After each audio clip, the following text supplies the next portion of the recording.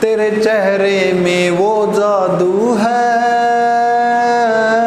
तेरे चेहरे में वो जादू है, बिन डोर खींचा जाता हूँ, जाना होता है और कहीं तेरी ओर चला जाता हूँ, तेरी ओर चला जाता हूँ। नमस्कार सभी साथियों को प्यार भरा नमस्कार। कैसे हो सभी? उम्मीद करेंगे स्वस्थ हैं, मस्त हैं। और अब तो एग्जाम का समय बहुत नजदीक आ गया है और ज्यादा मस्त होंगे। तो मैं आपको एक बात बता दूं, आज मैं एक बहुत शानदार टॉपिक लेके आया हूं। मान के चलना 1 या 2 प्रश्न फिक्स है, यहां से प्रश्न आएगा, इसीलिए मैं इकट्ठा लेकर आया हूं। अब देखो गुरु जी क्या करोगे, आज हिस्ट्री के अंदर हम पढ़ेंगे राठौड़ वंश को। किसे पढ़ेंगे भाई? राठौड़ वंश को। अब आप कहोगे गुरुजी डीप पढ़ा हुआ क्या पढ़ा? देखो डीप बीप की कोनी हुआ है, मेरे को इतना पता है, मैं आपको उस लेवल का करा दूंगा। आप किसी भी एग्जाम की तैयारी कर रहे हो राजस्थान में, बाहर प्रश्न मेरे को नहीं लगता, क्योंकि मैंने अपनी जिस ताकत से तैयार किया है, मेरे को नहीं लगता इससे कुछ बिहाइंड भी पूछ पाएगा। लेकिन आप करोगे क्या? अब आपको साथ नोट्स भी बनाने हैं। पहले क्या करना, जैसे जैसे मैं करवाऊं वैसे वैसे सभी साथ लिखते रहना, इस राजा की फलानी फलानी बातें हैं लिख ली। उसके बाद आपके पास कोई भी बुक है, कोई भी किताब है, उससे नोट्स बनाइए। यहां तक मेरा मानना है आप बिल्कुल अच्छी तरह से बेहतरीन अप्रोच के साथ पूरे राठौड़ वंश को समझ लोगे। तो बिल्कुल आसान सा है राठौड़ वंश। आइए शुरू करते हैं। अब देखो आप कई क्या करते हैं, यूट्यूब पर सर्च मार मार के थक जा।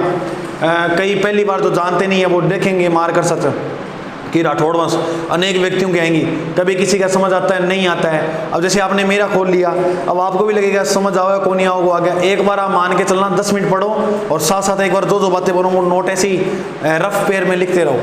उसके बाद जब आप उतारो तब देखना बहुत फायदा बनेगा और बहुत लाभदायक होगा। राठौड़ वंश जो है, इसको अच्छी तरह से पढ़ने के लिए मैं इसको 2 भागों में बांटूंगा। सबसे पहले हम पढ़ेंगे राठौड़ वंश की पृष्ठभूमि। सर गुरुजी पृष्ठभूमि का मतलब, यानी ये जो राठौड़ थे ये कहाँ से आए थे? बिल्कुल सिंपल, आइए मैं बता देता हूँ आपको। राठौड़ थे वो कहाँ से आए थे? तो वो अपनों प्यारों से भारत है। बिल्कुल गुरुजी भारत है ये हमारा। और भारत में उस समय, यानी जब ये राठौड़ वंश आया था उद्भव में, उस समय सबसे शक्तिशाली जो रियासत थी, उस रियासत का नाम था कन्नौज। बोलो भाई, कन्नौज। बिल्कुल। और कन्नौज रियासत पर एक वंश राज कर रहा था जिसका नाम था गैहडवाल। और गैहडवाल वंश का राजा था जयचंद गैहडवाल। बिल्कुल सर, नाम सुना हुआ है। ये वही जयचंद गैहडवाल है जो शियोंगिता के पिता थे। और इधर अफगानिस्तान में एक शासक था जिसका नाम है मोहम्मद शहाबुद्दीन गौरी। उल्लेख मिलता है कि गौरी ने 1192 में त्राइन के द्वितीय युद्ध में पृथ्वीराज को परास्त करने के बाद अगला निर्णय लिया कि अब इसकी बारी किसकी? जयचंद गैहडवाल की। तो 1194, याद रखना कब भाई? 1194 से याद रखना 94 चंदावर, 94 को पकड़ो चंदावर। एक युद्ध हुआ था जिसका नाम था चंदावर का युद्ध। चंदावर का जो युद्ध था वो गौरी और जयचंद गैहडवाल के मध्य हुआ था। और इस युद्ध के अंदर जयचंद गैहडवाल क्या भाई हार जाता है, परास्त हो जाता है। इस जयचंद गैहडवाल का एक पुत्र था जिसका नाम था सेतराम, और सेतराम की पत्नी जी को नाम हो सेत कंवर। और इन दोनों का ही एक पुत्र था जिसका नाम था सिंहा। इतनी बात समझ में आई? बिल्कुल। एक प्रश्न पूछो जाए, सिंपल सा प्रश्न है, थोड़ा याद कर लियो कि गैहडवाल वंश का जो अंतिम शासक था उसका नाम क्या था? तो गैहडवाल वंश का जो अंतिम शासक था उसका नाम था हरिश्चंद्र। क्या नाम था? हरिश्चंद्र। तो इतनी बात मैं उम्मीद करूँ था समझ में आ गई। अब देखो कहानी क्यों है। सिंहा जो था वो, ये जो सेतकौर थे ये रहते थे बंदायू। बंदायू कहाँ पड़ता है गुरुजी? ये पड़ता है भाई साहब उत्तर प्रदेश के अंदर। अब ये अपने परिवार के साथ सेतराम यहाँ बंदायू रहने लगा, क्योंकि जयचंद गैहडवाल उधर हारने के बाद इसी का पुत्र था, ये आकर बंदायू रहने लगे। अब घटना क्या होती है, सिंहा ने एक दिन निर्णय लिया कि मैं जाऊंगा यात्रा पर, और वो यात्रा किसकी पर जाऊंगा? द्वारिकाधीश की। द्वारिकाधीश की यात्रा का निर्णय लिया और घटना की हुई बात देखो थे। वो अपनो प्यारो सो भारत है, सॉरी राजस्थान है, ये राजस्थान, यहां से चला बंदायूं से, बंदायूं से जब ये चला, बताते हैं इसके पास 201 सेनापति आ और ले गए, चाल तो लियो और आगे अठा के थक गया। अपने अठे की झील है और इस झील को नाम है पुष्कर, और सभी साथियों को पता है कि जो पुष्कर झील है वो राजस्थान की सबसे प्राचीन झील है। और पुष्कर के पास आकर इन्होंने एक पेड़ के नीचे विश्राम किया। जैसे ही सिंह यहाँ पर विश्राम कर रहा था उस समय इस क्षेत्र में, यह जो आसपास का क्षेत्र था, यहाँ पर मुस्लिम आक्रमण बहुत हो रहे थे। कौन से आक्रमण हो रहे थे? मुस्लिम आक्रमण। अब मुस्लिम आक्रमण जब हो रहे थे तो यहाँ पर एक जाति रहती थी जिसका नाम है पालीवाल, जिसे हम बोलते हैं पालीवाल ब्राह्मण। ये वही पालीवाल ब्राह्मण है जिन्होंने सर्वप्रथम खडीन की खेती शुरुआत की थी जैसलमेर में। अब ये देखो जो पालीवाल ब्राह्मण है, इन्होंने सूचना सुनी कि भाई साहब बंदायूं से एक राजा आया हुआ है, एक शासक आया हुआ है, कहाँ पर? पुष्कर में। जाते हैं, चलते हैं, मिलते हैं, उससे सहयोग मांगते हैं कि भाई साहब हमें आप इनसे बसाओ। ये गए सिंह के पास और सिंह ने बोला हाँ भाई कठुआड़ाओ थे। सिंह बोले मैं फलाणो राजा हूँ बंदायूं का। फेंक दिए एक बार तो, मेरे पास इतने सेनापति साथ चलते हैं, मैं ऐसे चलता हूँ, ये तो वैसे ही घूमने आया हूँ, जब 400 सेनापति लेके आया हूँ, मेरी इतनी सेना है, वहाँ जाऊँ तो इतने सेनापति होते, इतनी घुड़सवार है। फेंक दी, जितनी मतलब फेंकनी नहीं चाहिए थी उतनी फेंक दी। अब घटना क्या हुई? पालीवाल ब्राह्मण बोले अच्छा ये तो खतरनाक आदमी है, तो भाई साहब हमारा आक्रमण हुआ है तो बिना सल्टाओ थे, भाई साहब हम आपको देवता मानेंगे, आप बचाओ हमें। क्योंकि इनको तो ऐसा दृश्य लगा कि पता नहीं क्या पता कितनी सेना होगी इसके पास। सिंह बोलो कि कोई बात को नहीं, कर लिया मुकाबलो। अब सिंह आ बात के तो दी, लेकिन फंस गयो बोल के गुरु जी किया जुग्गा में सेनापति 400 पंगा ले लियो, आयो आक्रमण। अब घटना क्या हुई? जैसे ही मुस्लिम आक्रमण होता है तो सिंह का इतना किस्मत लकी होता है कि यह मुस्लिम आक्रमण को यानी मुसलमानों को परास्त कर देता है। जैसे ही मुसलमानों को परास्त किया, पालीवाल ब्राह्मण बोलिया ले ले ले तू तो राजा है, सिंह जिंदाबाद राव, सिंह जिंदाबाद, बहुत आवाज राव, सिंह जिंदाबाद। इसको चर्चा में ले गए। जैसे ही भाई साहब चर्चा में आए तो कोल्लू मंड का नाम सुना होगा, फलोदी जोधपुर के अंदर है। यहां पर सोलंकी सरदार रहते थे और इस सोलंकी सरदारों की एक पुत्री थी, बिल्कुल पुत्री थी। गुरुजी क्या नाम था? ये थी पार्वती सोलंकी। और पार्वती सोलंकी बी टाइम जवानी, तो पार्वती सोलंकी को विवाह कर दियो सिंह सा गए। और सिंह ने बोले पालीवाल भैया अब मैं थे कौन जान दिया, तुम्हारे कर नहीं रहे। तब बताते हैं पालीवाल से याद रखना, पाली के अंदर सिंह ने राठौड़ वंश की क्या कर दी? स्थापना। तो राठौड़ वंश के संस्थापक किसे मानता है? सिंह को। कर्नल टोड कहता है कि ये आया था 1212 में। कब आया था? 1212 में। तो राठौड़ वंश के संस्थापक किसे माना जाता है? सिंह को माना जाता है।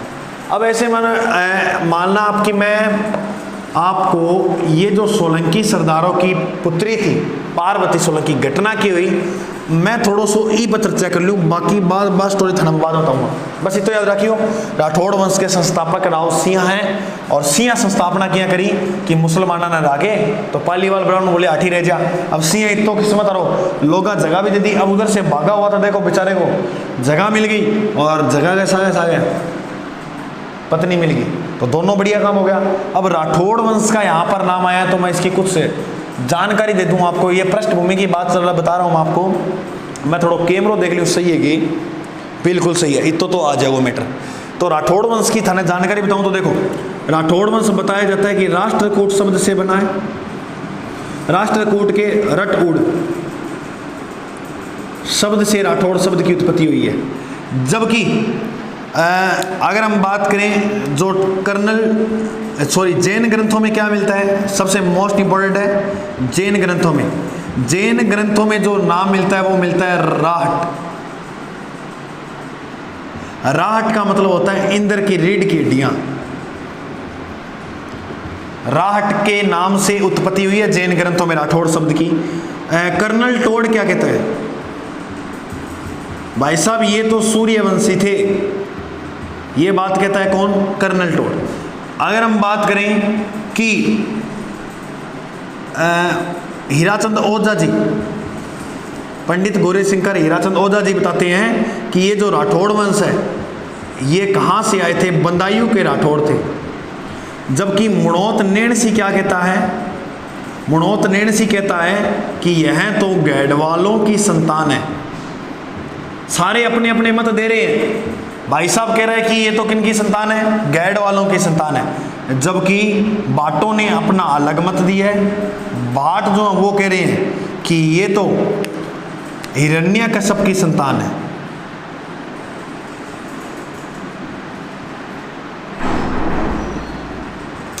ये प्रश्न पूछा गया है सूर्यवंशी वाला। राष्ट्रकूट की रहट वाला भी रटूड वाला भी पूछा गया है। तो ये थोड़ा मोस्ट इंपोर्टेंट है मेरे साथियों, इसको आप अच्छी तरह से याद कर लेना, बिल्कुल हो जाएगा। थोड़ा सा मैं और सामान्य परिचय दूं तो इनकी कुल देवी के बारे में पूछ ले। कुल देवी वो है नागनेची माता। गुरुजी इष्ट देवी या आराध्य देवी पूछ ले तो वो है करणी माता। ठीक है, तो गुरुजी अगर हमसे प्रश्न पूछ लिया जाए कि इनका जो राठौड़ों का राज तिलक है वो कौन किया करते थे, तो राठौड़ों का राज तिलक है वो जाट या गोदारा किया करते थे। कहां पर किया करते थे? श्रृंगार चंवरी पर। श्रृंगार चंवरी ये कहां पर है? तो मेहरानगढ़ दुर्ग में। ये वही दुर्ग है जिसे मयूर ध्वज गढ़ भी कहा जाता है। बताते हैं इस दुर्ग की आकृति मयूर के समान है, इसलिए इसे मयूर ध्वज गढ़ भी कहा जाता है।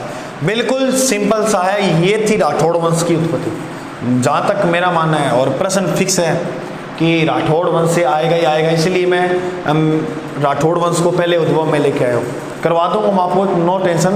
लेकिन राठौड़ वंश को अच्छी तरह से आपको करना है, मान के चलना प्रश्न। और कुछ नोट्स वगैरह है वो टेलीग्राम पे करवा दूंगा, डिस्क्रिप्शन में लिंक दिया टेलीग्राम का, वरना सर्च मार लेना जीके बाय अजय सर नाम से। कुछ प्रिय साथी कह रहे थे फ़ोन नंबर व्हाट्सअप नंबर सारे टेलीग्राम इस डिस्क्रिप्शन के अंदर दिए गए हैं, तो कोई दिक्कत वाली बात हो तो आप मेरे से संपर्क कर सकते हो। बिल्कुल। अब चलिए हम जानते हैं कि राठौड़ वंश के प्रमुख शासक कौन कौन थे। मैं आपको राठौड़ वंश शुरू करने से पहले बता दूं कि ये जो राठौड़ थे इनकी 3 शाखाएं थी। एक तो हम पढ़ते हैं मारवाड़ के राठौड़, एक हम पढ़ेंगे बीकानेर के राठौड़, और अंतिम जो है वो पढ़ेंगे किशनगढ़ के राठौड़। तो याद रखना कि राठौड़ों की कितनी शाखाएं थी? 3। मारवाड़ के राठौड़, बीकानेर के राठौड़, किशनगढ़ के।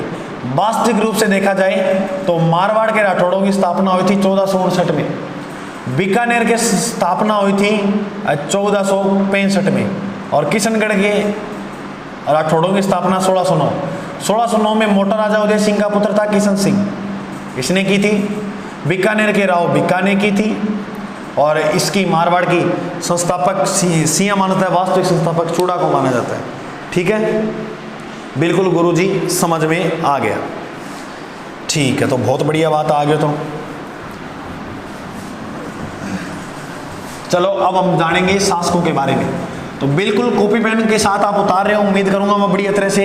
और मैं कह रहा हूं अगर आपने पहले पढ़ा है तो सिर्फ इसका रिवीजन के तौर पे ही मैं ये लेके आया हूं, मेरा मकसद था, क्योंकि कंप्लीट करवाना रिवीजन के तौर पे ही होता है। अगर हम एक कराएं तो उसकी अच्छी तरह व्याख्या कर सकते हैं राजा की, लेकिन कंप्लीट ये मानना है कि प्रश्न गलत नहीं होगा। आप ऐसे में सोचना गुरुजी एक क्लास में कंप्लीट लाए हैं, 1.5-2 घंटे की क्लास में, तो हो सकता है जल्दबाजी में प्रश्न छोड़ दें। नहीं, ऐसा नहीं होगा, पूरा कंप्लीट करवाया जाएगा। अब आइए इसमें जानते हैं राठौड़ वंश में शासकों के बारे में। देखो, राठौड़ वंश का पहला जो शासक था उसका नाम था राव सिंह। बिल्कुल था गुरुजी। सिंह के बाद जो राजा बनेगा वो बनेगा आसनाथ। आसनाथ के बाद जो राजा बनेगा वो बनेगा दुहड़। दुहड़ के बाद जो राजा बनेगा वो बनेगा वीरमदेव। अब कुछ बीच में शासकों के नाम नहीं लिखे, ऐसे में सोचना गुरुजी वो एग्जाम पॉइंट से इंपॉर्टेंट नहीं है। अगर वैसे हमारे पास लंबा समय होता अब तो समय कितना लगेगा एग्जाम का, इसीलिए। ठीक है, राव सिंह, आसनाथ, दुहड़, वीरमदेव। वीरमदेव के बाद जो राजा था वो था राव चूड़ा, और चूड़ा के बाद जो राजा आएंगे वो आएंगे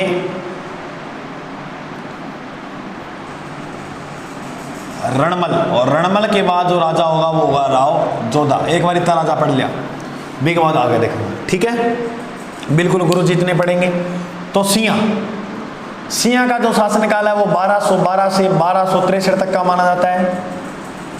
तो सिया की पत्नी को नाम हो पार्वती सोलंकी, मैंने बात बताई थी आपको, बिल्कुल, और किस तरह से आकर ये कार्य करता है वो भी बात की थी। सिया को बताते हैं कि युद्ध हुआ था धौला चितेरे का युद्ध, धौला चितेरा युद्ध। ये जो युद्ध है वो हुआ था 1263 में। कहाँ हुआ था? लाखा जबर नामक स्थान पर। कहाँ पड़ता है ये स्थान सर? बिट्टू पाली के अंदर। इस युद्ध के अंदर एक तरफ तो मुसलमान थे और दूसरी तरफ कौन था? सिंहा। बताया जाता है सिंहा जो थे वो इस युद्ध में वीर गति को प्राप्त होते हैं। जैसे ही वीर गति को ये प्राप्त हुए तो इसकी पत्नी का नाम था पार्वती सोलंकी। बताया जाता है पार्वती जो सोलंकी थी वो इसके साथ साथ ही क्या हो जाती है? सती हो जाती है। जैसे ही ये सती होती है तो यहाँ से प्रश्न बनता है कि राठौड़ों में सती होने वाली प्रथम महिला, राठौड़ों में सती होने वाली प्रथम महिला जो थी उसका नाम क्या था? पार्वती सोलंकी। तो सिंह राठौड़ वंश का संस्थापक है और धौला चितेरा युद्ध में मुसलमानों से लड़ता हुआ मारा गया था। राठौड़ों में सती होने वाली प्रथम महिला कौन थी? बिल्कुल सिंपल सा है, पार्वती सोलंकी। उसके बाद राजा हुआ आसनाथ। आसनाथ की बात करें तो ये 54 गांवों पर अधिकार करता है। गुरुजी 54 गांव पे जो अधिकार किए वो कौन सा गांव जिला है? पाली। तो पाली के 54 गांव पे अधिकार किया। इसके समय आक्रमण होता है जलालुद्दीन खिलजी का, और जलालुद्दीन खिलजी से युद्ध करता हुआ ये क्या है भाई? मारा गया था। जलालुद्दीन जो खिलजी हैं वो याद रखोगे खिलजी वंश के संस्थापक है। खिलजी वंश के संस्थापक किसे माना जाता है? जलालुद्दीन खिलजी को, जिसने स्थापना की थी 1290 में। सिंपल सा है।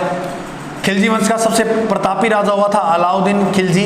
और शासनकाल पूछ लेते हैं अलाउद्दीन खिलजी का, तो थोड़ा सा एग्जाम नजदीक है इसलिए मैं यहाँ बता रहा हूँ। अलाउद्दीन खिलजी का शासनकाल 1296 से 1316। तो कुल कितने वर्ष शासन करे हो? 20 वर्ष। थोड़ा सा याद रखना, पूछ लेते हैं इसीलिए बताया, ठीक है। तो अब इसके बाद जो राजा हुआ वो हुआ दुहड़। तो दुहड़ की बात क्या याद रखनी है? बा देखो, 2 शासक पढ़ लिया और बिल्कुल याद हो गया, कोई दिक्कत वाली बात नहीं है आपके, ठीक है गुरुजी, याद हो गया। आइए दुहड़। तो दुहड़ देखो दक्षिण भारत में चले जाए कर्नाटक के अंदर, और कर्नाटक में एक मूर्ति मिले चक्रेश्वरी माता की। किसकी मूर्ति मिलती है? चक्रेश्वरी माता की। चक्रेश्वरी माता की जो मूर्ति है उस पे नाग नाग लगे हुए थे, नग नग लागड़ा, और नग नग लागड़ा जी मूर्ति ले गए राजस्थान। राजस्थान का एक गांव है नागाना गांव, और नागाना गांव कहाँ पर है? बाड़मेर में। जैसे ये मूर्ति यहाँ लेकर आया तो लोगों की ओर तो नग नग लागड़ा है, तो नग नग लगने के कारण इस माता का नाम रखा गया नागनेची माता। और ये जो नागनेची माता है यही राठौड़ वंश की क्या है? कुल देवी। अब देखो सुनना मेरी बात ध्यान से, मैंने एक नाम लिया चक्रेश्वरी माता, तो कर्नाटक से जो मूर्ति लाया था चक्रेश्वरी माता की, इसी का नाम नागनेची माता होता। तो याद रखना राठौड़ों की कुल देवी नागनेची माता, जिसका मूल नाम क्या था? चक्रेश्वरी माता। एग्जाम पॉइंट ऑफ व्यू थोड़ा सा इंपॉर्टेंट है प्रश्न, तो याद रखिए ये प्रश्न है, एग्जाम की दृष्टि से महत्वपूर्ण टॉपिक है और प्रश्न भी साथ साथ इंपॉर्टेंट है। आप राठौड़ वंश कंप्लीट करना, उसके बाद टेस्ट देना, फिर आप उस तरह जान पाओगे कि हमारा राठौड़ जो वंश है वो कितना का मजबूत है, कितना का अच्छी तरह से तैयार किया है। बिल्कुल, तो 3 राजा हमने कंप्लीट कर लिए हैं। आइए अब बढ़ते हैं चौथे राजे की। तो सिंहा संस्थापक, आसनाथ जलालुद्दीन खिलजी का आक्रमण हुआ तब मारा गया, बिल्कुल मारा गया। गुरुजी हाथ में के ले रखे, अरे यहीं आ गई बुढ़ेस्ट राष्ट्र के ठाए मास्टर किन्ने रख रखे बोल जे। चक्रेश्वरी माता की मूर्ति की स्थापना किन करी? दुहड़, ठीक है। अब शासक हुआ वीरमदेव। देखिए वीरमदेव जब राजा था तब बताते हैं ये अपना राजस्थान है, ये वीरमदेव शासक था, उस समय की बात है। जैसलमेर में भाटी राजवंश राज कर रहा था, जिसमें भाटियों का राजा था इंदा। क्या राजा था? इंदा। और इंदा हो तो इंदा की पुत्री जिसको नाम हो इंदुवती। और हमारे मारवाड़ के राजा थे वीरमदेव। वीरमदेव का पुत्र था चूड़ा। बताते हैं इंदुवती का विवाह इंदा ने कर दिया किसके साथ? चूड़ा के साथ। और दहेज में दे दिया मंडोर। दहेज में कि देखो, कोई तो मोटरसाइकिल दे, कोई कार दे, कोई के दे, भाई साहब मंडोर ही दे दियो दहेज में। ले मंडोर जैसे ही दहेज में मिला, मंडोर को इसने क्या बनाया? राजधानी। तो आप मेरे को बताइए, इससे पहले कहीं राजधानी का जिक्र हुआ था? गुरुजी नहीं हुआ। तो भाई साहब एक बात याद रखना, राठौड़ वंश की प्रारंभिक राजधानी जो थी वो कौन सी थी? मंडोर। और एक और प्रश्न बताऊं, प्रतिहार वंश की भी प्रारंभिक राजधानी कौन सी थी? मंडोर। बिल्कुल सिंपल सी है। अब देखिए, अब ये जो वीरमदेव है इसी का पुत्र था चूड़ा। अब जानते हैं चूड़ा के बारे में। इंदुवती से विवाह किया। चूड़ा की 3 पत्नियां थी। कितनी पत्नियां थी? 3, जिसमें से एक का नाम था किशोरी देवी, एक की को नाम हो चांद कंवर, और एक को नाम हो इंदुवती। सारों छोटी सारों बड़ी किशोरी देवी। और बताओ तो चूड़ो प्रेम सारों ज्यादा क्यों करे? वो बड्डी हूँ क्या छोटी हूँ? बड्डी हूँ। देख देखे गाना गाता हूँ, आ गाना गाती, नीम की निमोनी माना खारी लागे, मिसरी को बाग, मिसरी को बाग लगा दे रसिया। कल लगा दे आई कोई बात है? देखो तो किशोरी देवी की एक संतान जिसका नाम था कान्हा। बिया चूड़ा की ऑलरेडी संतानें थी, जिसमें से एक का नाम था रणमल और एक पुत्री जी को नाम हो अंसाबाई। बात क्यों है कि चांद कवर पे एक चांद बावड़ी बना हुआ है। आज की चांद बावड़ी है आ दोसा के अंदर है, जबकि एक चांद बावड़ी चांद बावड़ी जोधपुर के अंदर है, और एक जगह चांद बावड़ी है आबानेरी के अंदर है। गुरुजी आबानेरी कहाँ पड़ता है? तो मेरे प्रिय साथियों दोसा के अंदर है। चांद बावड़ी राजस्थान की सबसे प्राचीन बावड़ी है ये आबानेरी वाली। इसे भूल भलैया बावड़ी भी कहते हैं। चांद नाम को कोई हो भरतपुर को व्यक्ति बिना बनवाइया। इंदुवती के दहेज में दिया था मंडोर। अब इन छोड़ दो, कान्हा पाओ। किशोरी देवी हमेशा कहती ये लिए जब चूड़ा के लिए बात करती कि आप मर जाने के बाद अगला जो उत्तराधिकारी बनेगा मारवाड़ का वो कान्हा बनेगा। लेकिन बड़ा पुत्र कौन सा था? रणमल। तो नियम ये कहता है कि रणमल को बनाना चाहिए, लेकिन प्रेम तो अंधा होता है। भाई साहब तो किसे नियुक्त करेगा? कान्हा को। अब जी कान्हा ने नियुक्त कर दिया तो घटना देखो क्यों है पूरा। बस ये समझो कि ये कहानी चल रही है, अभी कहानी ना मैं पूरा समझ ला रहा, कोई दिक्कत आ रही है, बात है कौन? ठीक है, ओके गुरु जी। यहाँ पर एक रियासत थी मेवाड़। मेवाड़ का जो राजा था उसमें वो था महाराणा लाखा। इधर का राजा कौन है? चूड़ा। इस लाखा की संतानें बता दूं पहले। 2 तो पुत्र थे, जिसमें से एक का नाम आता है राघवदेव और एक का नाम आता है चुंडा। एक का नाम आता है राघवदेव, एक का नाम आता है चुंडा। बतायो जय, चूड़ा ने अपनी पुत्री का जो विवाह जिसका नाम हंसाबाई वो तय किया था चुंडा के साथ, लेकिन रणमल घपलो कर दिया बीच में।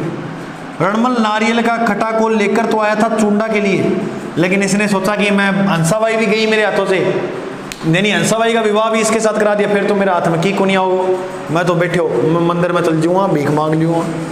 इसने क्या किया? इसने कहा कि लाखा तेरे ने एक बढ़िया बात बताऊंगी, क्या बता? मेरी सिस्टर है हंसाबाई, चढ़ती उम्र है, वो आपके साथ विवाह कराना चाहती है। लाखों का के बोलियो?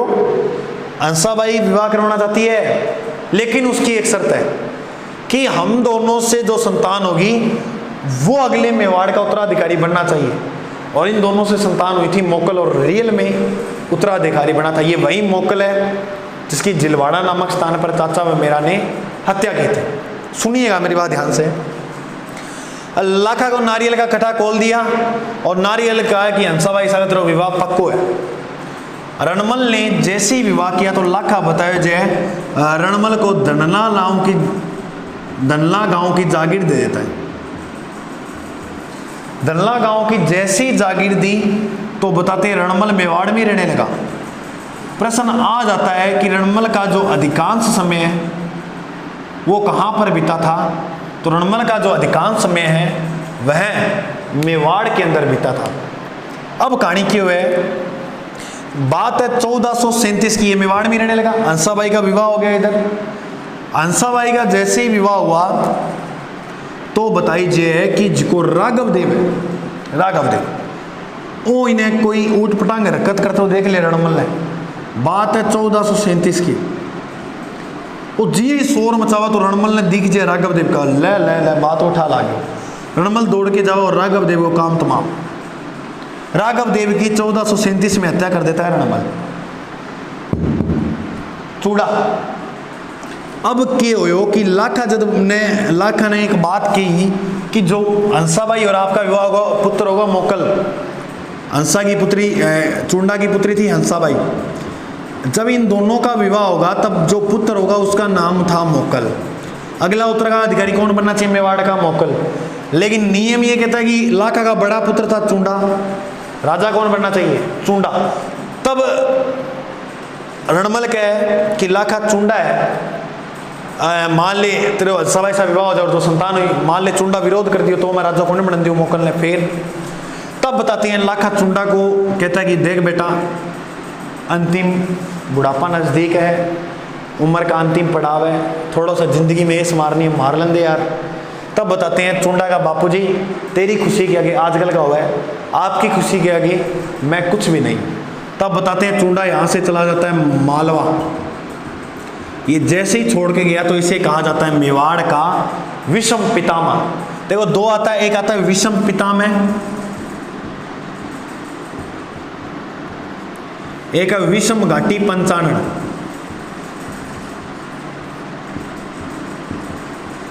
विषम पितामह किसे कहा जाता है? याद रखना, विषम पितामह कहा जाता है राव चुंडा को। विषम घाटी पंचानन कहा जाता है हमीर को। ये जो हमीर है यह मेवाड़ में सिसोदिया वंश के संस्थापक माने जाते हैं। और ये जो मेवाड़ में जो सिसोदिया वंश के संस्थापक थे ये कहाँ से आए थे? तो हरि सिंह की ये राहप गांव से आते हैं, बताते हैं राहप। तो राहप की संतानें चलती हैं, ये आगे मेवाड़ में हम पढ़ाएंगे कैसे आए थे ये। तो राहप के ही ये आगे वंशज थे हमीर, और ये हैं इसी के जो समर अपने बात करें सेम सिंह के दो पुत्र थे, तो उसके समय विभाजन हो गया था इसका, लेकिन ये अंत में आकर फेम मिल जाते हैं। मेन बात आप सीधी याद रखना, पजल नहीं होगी। विषम घाटी पंचानन हमीर को कहते हैं, विषम पितामह किसे कहा जाता है? चुंडा। इतनी बात समझ में आई? बिल्कुल आ गई गुरुजी। अब देखो रणमल ने जैसी हत्या कराई, अब इसका नेक्स्ट पुत्र हुआ जिसका नाम था महाराणा कुंभा। कुंभा जैसे ही शासक बड़ा, कुंभो कहे ओ बेटी को बाप बड़ो परेशान करे। मेवाड़ की सेना थी सबसे ज्यादा कहाँ मानती थी? रणमल का। ए राजा तो ही तो कौन मने, और भाई साहब इधर ई आइडो किन्ने था तो ही तो कहो मने। फिर क्या करो कुंभो को वीक पॉइंट देखो, और ये मेवाड़ में उसमें एक दासी जी को नाम हो भारमली। भारमली पे मोहिते था।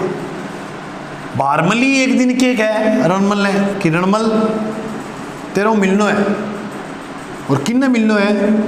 स्थान मेरा होगा, जगह मेरी, टेम मेरा होगा। 8 बजे आजी रात ने चित्तौड़गढ़ का किला में। रणमल के ले मन में लड्डू फूटा। और रणमल एक दिन पहला सूचना मिली, रणमल रात ने सोयो को नहीं बताए जाए, और गाना गा तुम्हारी और मेरी रात में बस फर्क इतना है, तुम्हारी सो के गुजरी है हमारी रो के गुजरी है। अगला दिन होते ही रणमल ने इंतजार को नहीं, सेंट वेंट लेना खरीदन चले गयो गिफ्ट गाफ्ट जी। रात ने 8 बजे गयो चित्तौड़गढ़ का किला में। सम घटना है 1438 की। चित्तौड़गढ़ में बारमली देखे गानों गावा है, तुझको ना देखूं तो जी घबराता है। बारमली मन मन में करे तेरो जी मैं घबराऊं, रुको बेटी का बाप। घटना की हुई, बारमली ड्रिंक बनायो, वो अंदर जेल मिलायो और लेकर 2 गुट पिला दे साथी, ले सारी पहले 2 गुट पिए। जैसे ही रणमल ने पिया, रणमल को मोरियो बोल गयो, रणमल की मृत्यु हुई। जैसे ही रणमल की मृत्यु हुई, जब एक कहावत बोलेगी भाग सका तो भाग ले जोधा, थारो रणमली हो तुम मारोगे हो। तो इसके बाद जो नेक्स्ट राजा याद रखने की तरीका है जोधा, याद रखो। तो रणमल की मृत्यु बारमली ने चित्तौड़गढ़ दुर्ग में 1438 में की थी। रणमल की वाइफ का नाम था कोडमदे। बताया जाता है इसने कोडमदे सर बावड़ी बनवाई, जो बीकानेर जिले में माना जाता है यह पश्चिमी राजस्थान की सबसे प्राचीन बावड़ी है। और ये जो कोडमदेसर है यह राजस्थान में भैरव के मंदिर के लिए प्रसिद्ध है। प्रसिद्ध भैरव को मंदिर पूछ लेकिन है तो कोडमदेसर बीकानेर के अंदर है। मैं उम्मीद करूंगा रणमल तक आपको बढ़िया तरह से समझ में आ गया। आगे देखो, रणमल के बाद राजा हुआ जोधा। अरे बिल्कुल आसान इतिहास है अपना बावड़ो, थोड़ा सो जी लगा के पढ़ लियो, थोड़ा सा बोरिंग बनवा। इसे 2 भाग में देखो तो बहुत बढ़िया, एक में देखो तो तारो कहने की है, 2 भाग में देख लेना, राठौड़ वंश क्लियर है। चाहे रोटी खाता ईयरफोन डाल के देख लियो, की देख लियो, क्योंकि आपको पहले पढ़ा हुआ है, बस केवल रीडिंग करनी है। चाहे आप लेट कर भी इसकी रीडिंग कर सकते हो, सो कर भी कर सकते हो, ठीक है। हाँ गुरु जी ठीक है। और आप एक बात याद रखो, जैसे ही एग्जाम नजदीक आ रहे हैं, अब देखो कई साथी पढ़ने में लगे हुए हैं, आप एक हफ्ते में कम से कम एक मॉक टेस्ट जरूर दिया करो। जिस भी वैकेंसी की आप तैयारी करो, चाहे SI, रीट, पटवार, कृषि प्रयोगशाला, जो भी तैयारी कर रहे हो, उसका एक आप टेस्ट जरूर दिया करो मॉक। उससे क्या पता लगेगा सर? उससे पता लगेगा कि आपका सब्जेक्ट कितना, कौन सा कमजोर है। यानी जैसे मान लो राठौड़ वंश से प्रश्न आए, राठौड़ वंश के आपके प्रश्न सही नहीं हुए तो आपको पता लगेगा ना रहे राठौड़ वंश एक बार और पढ़ने की आवश्यकता है, क्योंकि इसमें थोड़ा सा अभाव लग रहा है कि मेरे को इतनी मजबूती नहीं आई है। इसीलिए आप टेस्ट दिया करो हर हफ्ते में कम से कम एक तो, और 2 दे रहे हो जिनका अच्छी तरह से पहले पढ़ा हुआ है, रिवीजन किया हुआ फुल, वो 2 दे सकता है, 2 तक छूट है, ठीक है। जोधा देखो भाई, जोधा ना पढ़ा, राव जोधा। मैं थोड़ी सी भारी बात बताऊं था ना, थोड़ा याद रखिए। राठौड़ वंश का वास्तविक संस्थापक किसे माना जाता है? राव जोधा। इस भाई साहब ने एक प्रथा शुरू करी जी को नाम हो सामंत प्रथा। तो सामंत प्रथा के, ये बात इसलिए लिखाई अलग क्योंकि ज्यादा याद रहेगी, अलग बताइए। सामंत प्रथा, ये प्रश्न आया हुआ है, सामंत प्रथा के संस्थापक कौन है? चूड़ा। सामंत प्रथा के वास्तविक संस्थापक किसे माना जाता है? जोधा को। तो यह भी बात याद रखियो। बात करें राव जोधा की, तो राव जोधा ने 1459 में एक नगर बसाया, जीरो नाम है जोधपुर।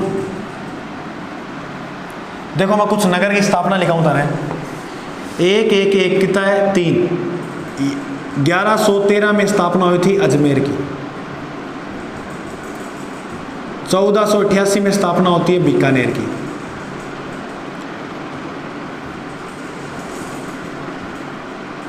1559 में स्थापना होती है उदयपुर की, सॉरी हाँ 1559 उदयपुर, और 1727 में स्थापना होती है जयपुर की, 1527 बीकानेर सभी ठाए 1927।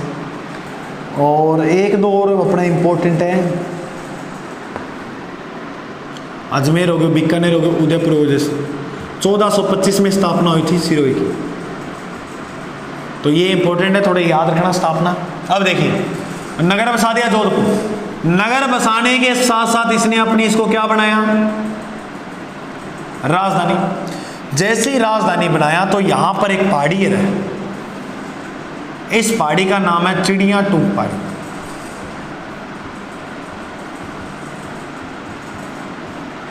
यहां पर एक ऋषि था, तो बताते हैं वो तपस्या करता था। जोधा आया क्या भाई साहब, तो ये पहाड़ी छोड़ दिया, मैं 8 किलो बनाऊंगा। तब चिड़ी इसने कहा कि तू किले का निर्माण नहीं कर पाएगा, तू मेरे को यहाँ से अपनी आत्मा से छोड़ने को विवश नहीं कर रहा है, यहाँ से मैं तंग होके जा रहा हूँ। तब बताती है ये किले का निर्माण कराता है जिसका नाम है मेहरानगढ़ दुर्ग। बताते हैं जैसे ही ये निर्माण करवाता था तो ये नींव का पानी सूख जाता था। तब इसने इसकी जो नींव रखवाई थी वो रखवाई थी रिद्धिबाई से। गुरुजी रिद्धिबाई, अरे करणी माता के बचपन का नाम क्या है? जो करणी माता जी उनके बचपन का नाम क्या था? रिद्धिबाई।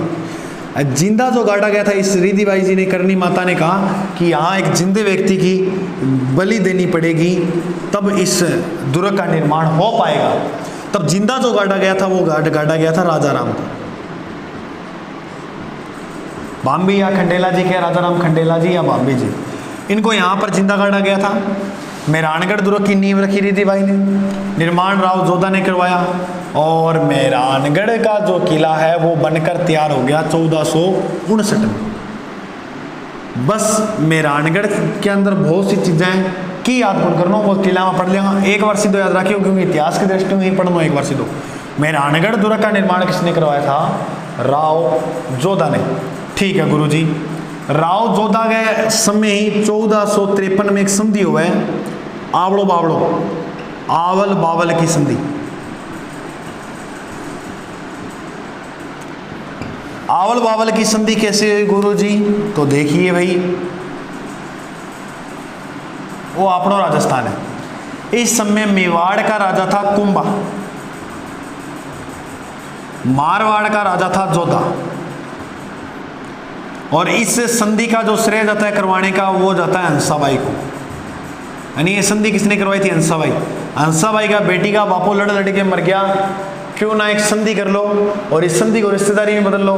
कि किया? जोधा की पुत्री थी जिसका नाम था श्रृंगारी देवी।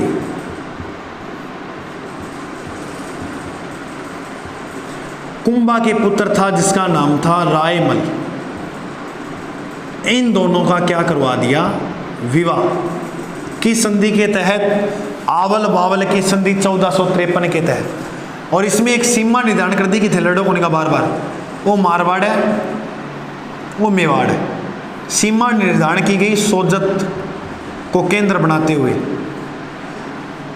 इधर खेजड़ी वृक्ष ज्यादा है इसलिए इनका प्रतीक जो रखा वो रखा खेजड़ी, इनका प्रतीक चिन्ह क्या रखा? खेजड़ी। और मेवाड़ वालों का प्रतीक चिन्ह क्या रखा? आम वृक्ष। तो याद रखोगे, हंसाबाई के संरक्षक में आवल बावल की संधि हुई जोधा व कुंभा के मध्य। इसमें श्रृंगारी देवी और रायमल का क्या कर दिया? विवाह कर दिया। श्रृंगारी जो देवी है इसने एक बावड़ी बनवाई चित्तौड़गढ़ में जिसका नाम है गोसुंडी बावड़ी। गोसुंडी बावड़ी का निर्माण चित्तौड़गढ़ में किसने करवाया था? तो मेरे प्रिय साथियों आप याद रखोगे वो करवाया था श्रृंगारी देवी ने। ठीक है भाई, ब्याह शादी हो गई है और 1453 में आवल बावल की अठे संधि भी कंप्लीट हो गई है। ठीक है, कैमरो थोड़ा सा सही कौन, कोई बात कौन थे वो राजा कौन दिखा था मैं बे, नोट डाउन पहला शुरुआत में कर लिया होगा थे, अब दिख जाएगा। ठीक है, अब देखो इसके बाद जो शासक हुआ जोधा की अनेक बातें जानी। और एक बात और याद रखे जोधा की, इसने मेहरानगढ़ के दुर्ग में नागनेची व चामुंडा माता का क्या बनवाया? मंदिर। तो नागनेची चामुंडा माता का मंदिर जोधा बनवा दिया। ठीक है, इतनी बात समझ में आ गई। ओ कोई गुरुजी मारा बड़ी इतनी समझ में आ गई। ठीक है, तो अगला इतिहास जाना कि आगे राजा है वे किसा किसा होया। तो देखो, तो हमने जोधा तक जान लिया इतिहास इसका। अब आगे शासक देखेंगे जोधा के बाद कौन कौन आए, तो वो देखो। कंप्लीट प्रूफ रीडिंग मारेंगे, टेंशन नो टेंशन, टेंशन का ही लेने का। देखो, जोधा के बाद जो राजा था उसका नाम था सातलदेव। एक घटना आवा छोटी सी मैं थाना बताऊं कि थोड़ा तेज बताऊंगा समझ जाना। जोधा की 5 संतानें बता दी जाती है। सबसे बड़ा पुत्र था निका, जिसकी शुरुआती के अंदर बचपन में मृत्यु हो जाती है। निका के बाद जो पुत्र हुआ वो हुआ था बिका। बिका के बाद सातल देव हुआ, सातल देव के बाद सुजा हुआ। ये जो था जोधा था, जोधा अपनी वाइफ के कहने पर राजा घोषित कर देता है सातल देव को। तो बिका जो है वो बिचर्जिया बिको का क्यों मन राजा क्यों गुण बनाए। तो बिका को जो इतिहास है वो थाना में बीकानेर के राठौड़ वंश में बढ़िया तरह पढ़ा दूंगा। बिका यहाँ से जाता है कोडम देसर और भैरव के मंदिर की स्थापना कर देता है वहाँ पर, और उसी प्रारंभिक राजधानी बनाता है। फिर नरा नामक व्यक्ति से मिलकर बीकानेर नगर की स्थापना करता है। वो सारी बातें हम पढ़ेंगे बीकानेर के राठौड़ों में। अभी याद रखोगे जोधा के बाद जो मारवाड़ का उत्तराधिकारी घोषित किया गया वो सातल देव। सातल देव के बाद जो राजा हुआ उसका नाम था सुजा। सुजा के बाद जो राजा था वो था राव गांगा, और गांगा के बाद जो राजा था उसका नाम था मालदेव। मालदेव के बाद जो शासक था उसका नाम था चंद्रसेन। एक बार इतना ही देख लिया। देखो सातल देव, सातल देव ने एक नगर बसाया जिसका नाम था सातलमेर।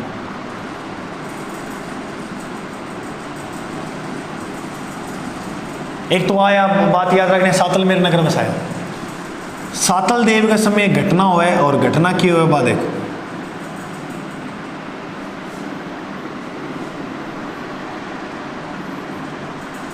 देखो यहां पर है अजमेर। अजमेर में एक शासक था जिसका नाम था मल्लू खां। मल्लू खां का एक सेनापति जिसका नाम था गुड़ले खां। और इस समय हमारे मारवाड़ का राजा था सातल देव। जोधपुर के अंदर एक कस्बा पड़ता है पिपाड़। पिपाड़ क्षेत्र पड़ता है जोधपुर में। पिपाड़ में बताते हैं एक अवसर था गणगौर का अवसर।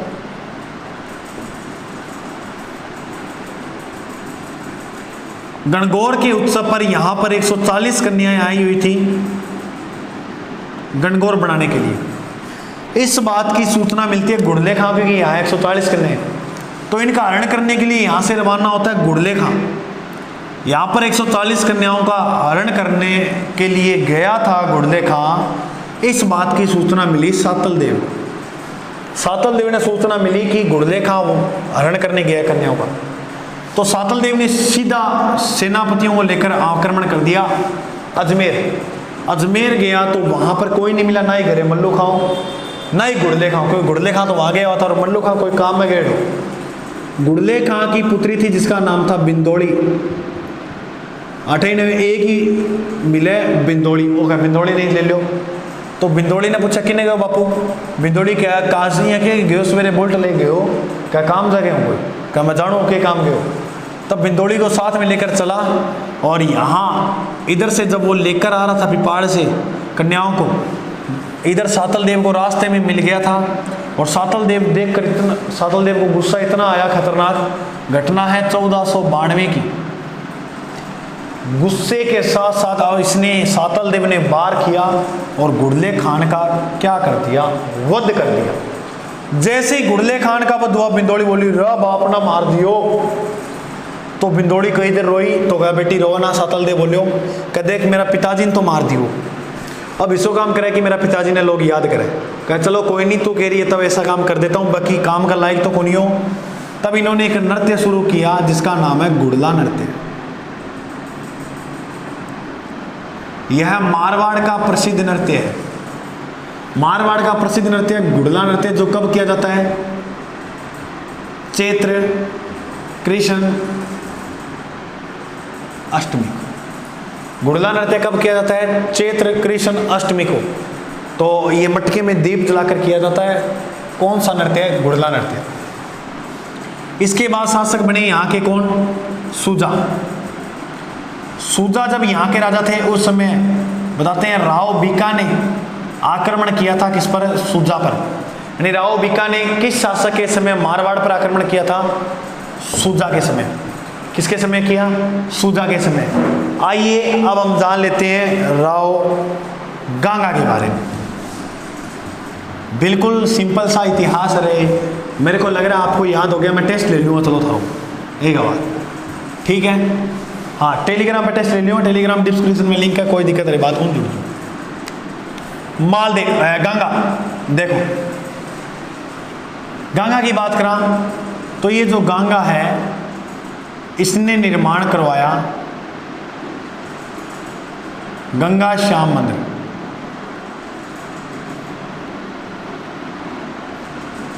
गंगा बावड़ी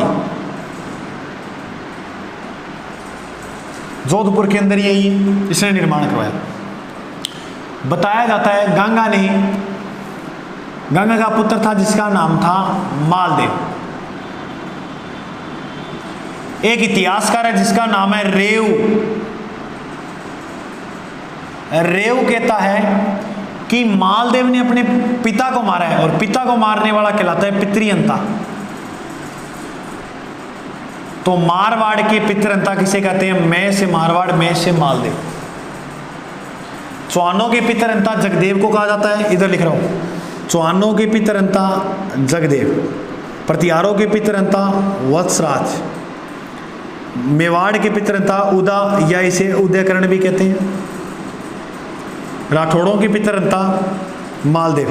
पहले मालदेव से दूसरे थे भक्त सिंह।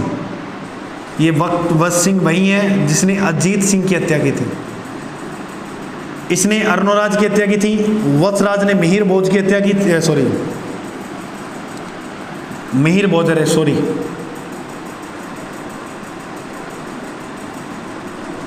मिहिर भोज ने रामभद्र की हत्या की थी, ठीक है। और उदयकर ने कुंभा की हत्या की थी, और मालदेव ने गंगा की हत्या की थी, इसकी अजीत सिंह ने। तो ये सारे लिख लेना आप। इधर अर्नोराज है। मैं एक बार और रिवीजन कर रहा हूँ। राठौड़ों का पितृअंता कहते हैं मालदेव को, राठौड़ों का दूसरा पितृअंता कहते हैं वक्त सिंह को, जिसने किसकी हत्या की? अजीत सिंह की। मालदेव ने गंगा की। मेवाड़ का पितृअंता उदय या उदयकरण को, कुंभा की हत्या की। मिहिर भोज प्रतिहारों का पितृअंता है जिसने रामभद्र की हत्या की। जगदेव चौहानों का पितृअंता है जिसने अर्नोराज की हत्या की। तो ये थोड़ी सी याद कर लियो थे, ठीक है। हाँ गुरु जी। तो पिता को मारने वाला पितृअंता मालदेव पितृअंता हो गया। बताते हैं 1527 में एक युद्ध होता है, खानवा का युद्ध। खानवा का युद्ध रूपवास तहसील गंभीर नदी के तट पर भरतपुर के अंदर हुआ था 17 मार्च को। खानवा के युद्ध में एक तरफ सेना खड़ी थी महाराणा सांगा की, और दूसरी तरफ सेना खड़ी थी बाबर की। खानवा के युद्ध में बताया जाता है बाबर की जीत होती है, लेकिन ये प्रश्न ये पूछा जाता है खानवा युद्ध में मारवाड़ से सहायता के लिए कौन आया था? तो भैया सहायता के लिए कौन गया था? मालदेव। क्योंकि गंगा ने अपने पुत्र मालदेव को खानवा युद्ध में भेजा था 4000 सेनापतियों को देकर। तो याद रखोगे, गंगा ने भेजा था मालदेव को खानवा युद्ध में सांगा की सहायता के लिए 4000 को सेनापति देकर, ठीक है। फिर 1529 में एक युद्ध हुआ है, सेवकी का युद्ध। सेवकी के एक युद्ध में गंगा खड़ा था एक तरफ, दूसरी तरफ था शेख आलम। बताया जाए गंगोई ने शेख आलम ने युद्ध स्थल में मार देता है। तो बताया जाता है शेख आलम जो था वो युद्ध स्थल पर ही मारा गया। युद्ध स्थल पर कौन मारा गया? शेख आलम। अब नेक्स्ट जो शासक बनेगा वो बनेगा मालदेव। मालदेव का 1532 सोजत पाली के अंदर क्या किया गया? राज तिलक। इसे 52 युद्धों का विजेता कहा जाता है। उपनामों से प्रश्न आता है इसके, याद रखना साथियों। इसे फारसी इतिहासकारों ने हसमत वाला राजा कहा है। बंदायूनी जो है इतिहासकार, ये वही बंदायूनी है जो बताते हैं हल्दी घाटी युद्ध में अपनी दाढ़ी को खून से रंगता है। बंदायूनी जो है ये बताता है कि ये हैं भारत के महान पुरुष हैं। इसे ही कहा जाता है हिंदू बादशाह। तो अलग अलग मत मिलते हैं मालदेव के। 52 युद्धों का विजेता, असमत वाला राजा, बंदाइयों ने भारत का महान पुरुष का है, हिंदू बादशाह भी कहा जाता है। मालदेव याद करने की छोटी सी अप्रोच बता दूं, कंठस्थ हो जाएगा मालदेव, देखिएगा।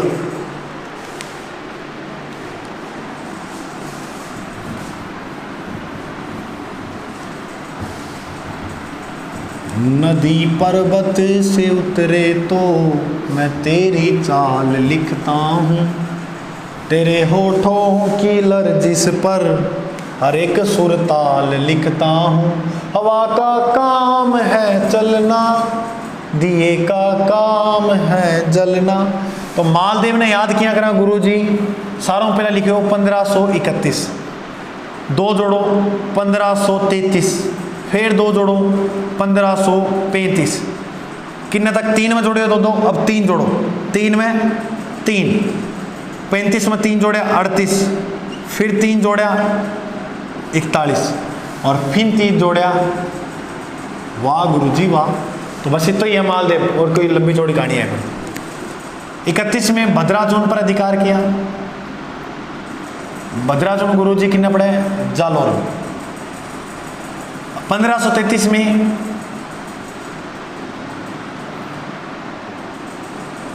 मेड़ता के वीरमदेव को हराया। 1535 में नागौर के दौलत खां को हराया। नागौर के किसको हराया, दौलत खां। सॉरी ये थोड़ा नागौर जो है 33 में, 1 मिनट, नागौर के दौलत खां को 33 में हराया था। और मेड़ता के वीरमदेव को क्यों किया याद रखना। देखो मेड़ता कौन हो, वीरमदेव। बताते हैं एक हाथी था जिसका नाम था दरिया जोश। इस हाथी को लेकर विवाद हो गया था मेड़ता के वीरमदेव और मालदेव के मध्य, जिसमें मालदेव की जीत हो जाती है। तो मेड़ता के वीरमदेव को 1535 में 38 में अधिकार करता है ये सिवाना पर। सिकंदर खान राजा था। फिर बताते हैं अधिकार किया इसने डूंगरपुर पर। फिर बात करें 1541 में एक युद्ध होता है पाहेबा, या इसे कहते हैं साहेबा का युद्ध। पाहेबा साहेबा का युद्ध फलोदी जोधपुर के अंदर हुआ था। ये जो युद्ध है इसमें एक तरफ हमारे शासक थे जिसका नाम था मालदेव। बताते हैं मालदेव ने अपने सेनापतियों को भेजा था, जिसमें से एक का नाम है जेता, एक का नाम है कुंपा। और दूसरी तरफ जो खड़े थे वो हमारे राजा थे बीकानेर के, जिसका नाम है राव जेत सिंह। राव जेत सिंह थे, इधर मालदेव थे। बताते हैं जेता कुंपा ने जब आक्रमण किया बीकानेर पे, तो ये राव जेत सिंह थे वो युद्ध स्थल पर ही मारा गया। जैसे ही ये मारा गया तो इसका पुत्र था जिसका नाम था कल्याणमल। और कल्याणमल दौड़कर चला गया किसके पास, शेर शाह सूरी के पास। उस समय दिल्ली का शासक जो था 1541 में कौन था, शेर शाह सूरी। क्योंकि हुमायूं तो भटकती सी आत्मा हो, इन बापड़ो कदे किन्ना बाजो कदे किन्ना बाजो। अब 1544 में एक युद्ध होगा गिरी सुमेल, या इसे जेतारन का युद्ध भी कहा जाता है। गुरुजी कहां पर हुआ था, पाली में। इसमें एक तरफ सेनापति खड़े थे मालदेव के, वहीं 2 सेनापति याद रखना है, जेता व कुपा। उधर था शेर शाह सूरी। शेर शाह सूरी के बचपन का नाम फरीद था, थोड़ा याद रखना रहे। इधर एक तरफ इसका सहयोग दिया था कल्याणमल ने।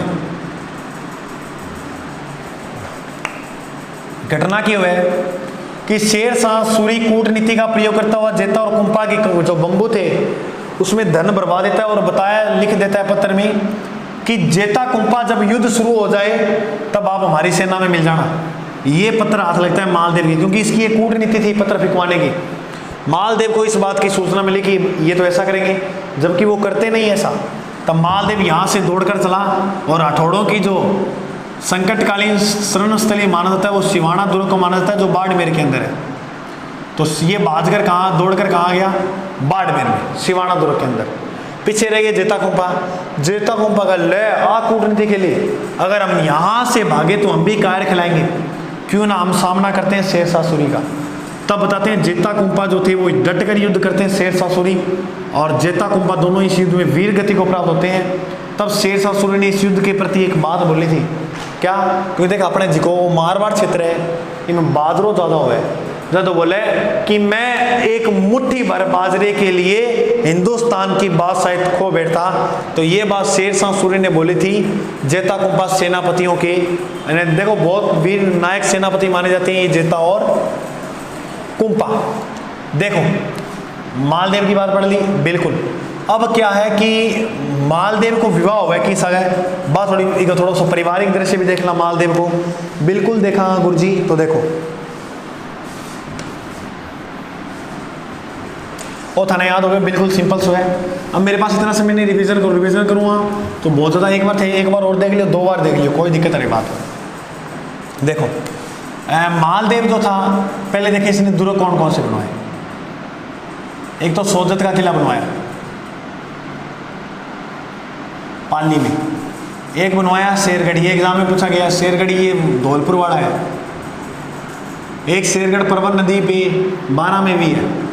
एक बनवाया इसने पोखरण दुर्ग, और भी अनेक बनवाए थे। देखो मेवाड़ में सर्वाधिक किलों का निर्माण कराया था महाराणा कुंभा ने।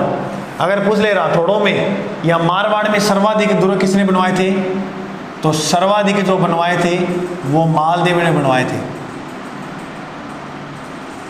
ठीक है, अब देखो घटना की हुई है कि वो अपना राजस्थान है, मैं मानचित्र में पढ़ा रहा हूँ आपको, अच्छा समझ में आएगा।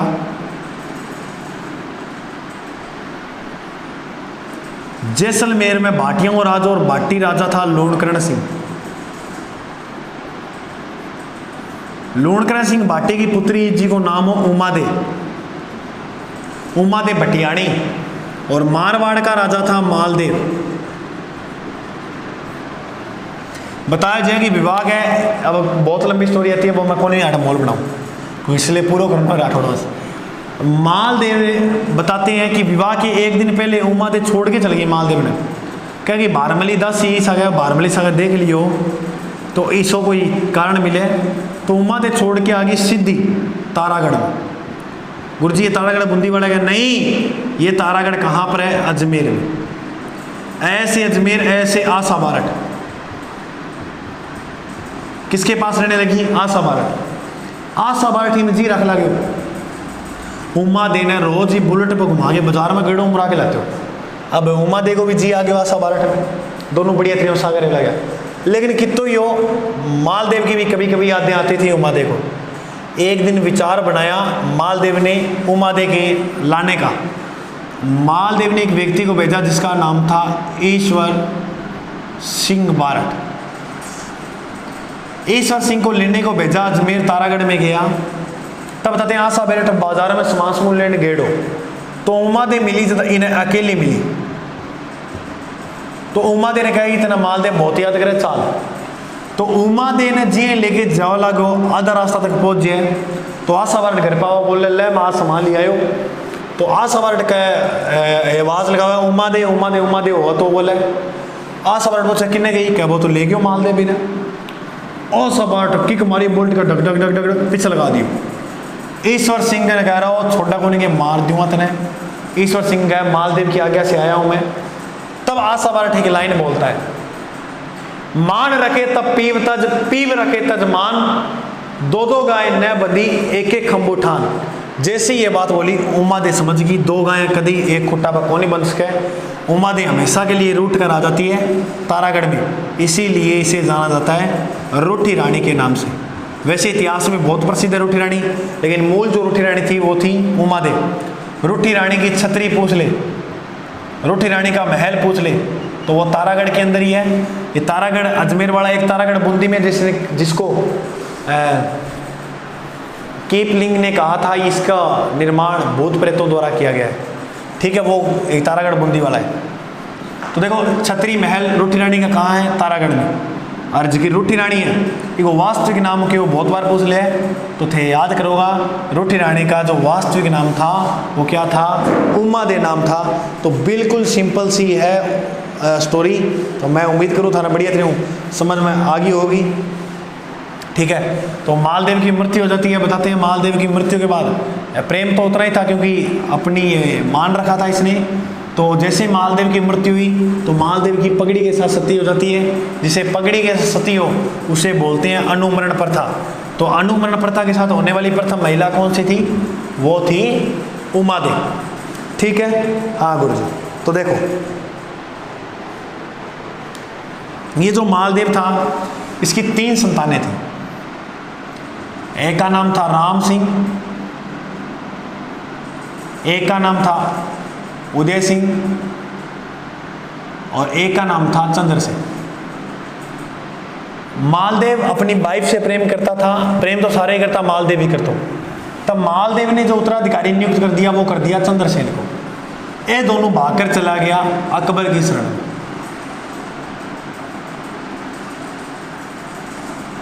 ये दोनों किसकी शरण में गए, अकबर की शरण में।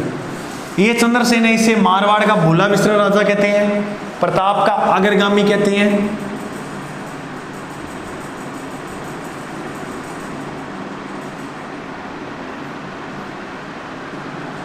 प्रताप का पथ प्रदर्शक कहते हैं, भोला मिश्र राजा कहते हैं।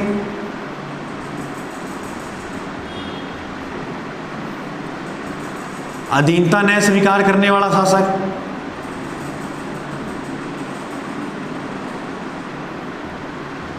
किनकी अधीनता नहीं मानी, मुगलों की। मुगलों की अधीनता मानने वाला राजा कौन नहीं था, चंद्रसेन मारवाड़ से। एक महाराणा प्रताप थे जिन्होंने नहीं मानी थी, बाकी सभी शेष बाद में सभी ने मान ली थी। पहले तो विरोध किया था लेकिन बाद में मान ली थी। तो ये 2 व्यक्ति थे जिन्होंने नहीं मानी थी। आइए जानते हैं चंद्रसेन के बारे में। देखो 3 नवंबर 1570 में एक दरबार लगता है जिसका नाम था नागौर दरबार। ये लगाया था अकबर ने।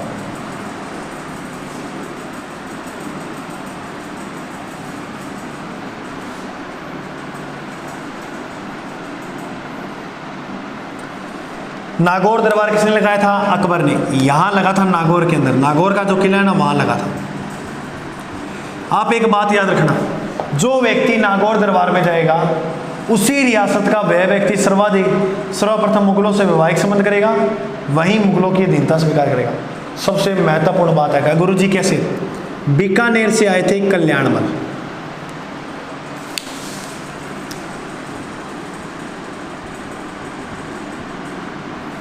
मारवाड़ से 2 गए थे राम उदय सिंह, वो लिख दिया।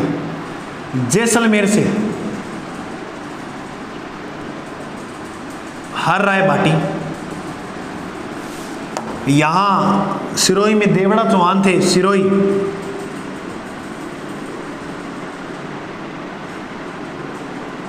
में भी चौहान थे, तो यहां का था देवड़ा चौहान। मेवाड़ का इस समय शासक जो था वो था उदय सिंह, क्योंकि उदय सिंह 72 में मृत्यु होती है और 72 में 1672 में राज तिलक होता है, सॉरी 1572 में राज तिलक होता है महाराणा प्रताप का। इसके बाद आएंगे कौन, प्रताप। प्रताप ने अधीनता नहीं मानी थी किसकी, अकबर की। बूंदी पर भी चौहान थे, राजा था सर्जन हाड़ा। हाड़ाओं ने राज किया था यहाँ पर, सर्जन सिंह हाड़ा। आमेर में बारमल भी था। और इसके बाद जो सहयोग करता है वो भगवान दास भी थे, इसे भगवान दास भी कहते हैं। और मान सिंह भी जीवन भर अकबर की सेवा करता है, इसलिए फरजंद की उपाधि देता है।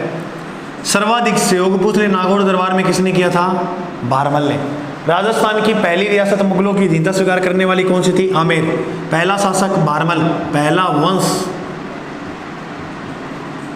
कछवा। ये किस वंश के थे, कछवा। अब गुरुजी यहाँ से क्या क्लियर होगा, बस देखो अब यहीं से क्लियर होगा।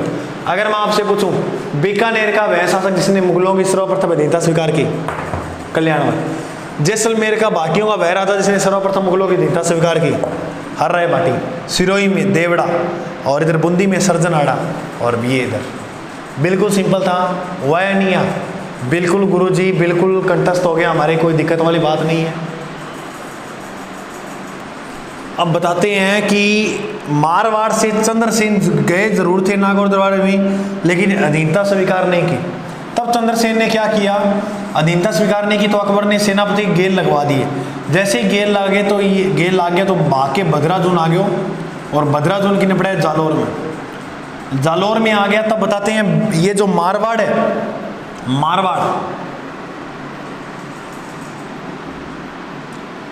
मारवाड़ का जो शासक है वो नियुक्त कर देता है राय सिंह को।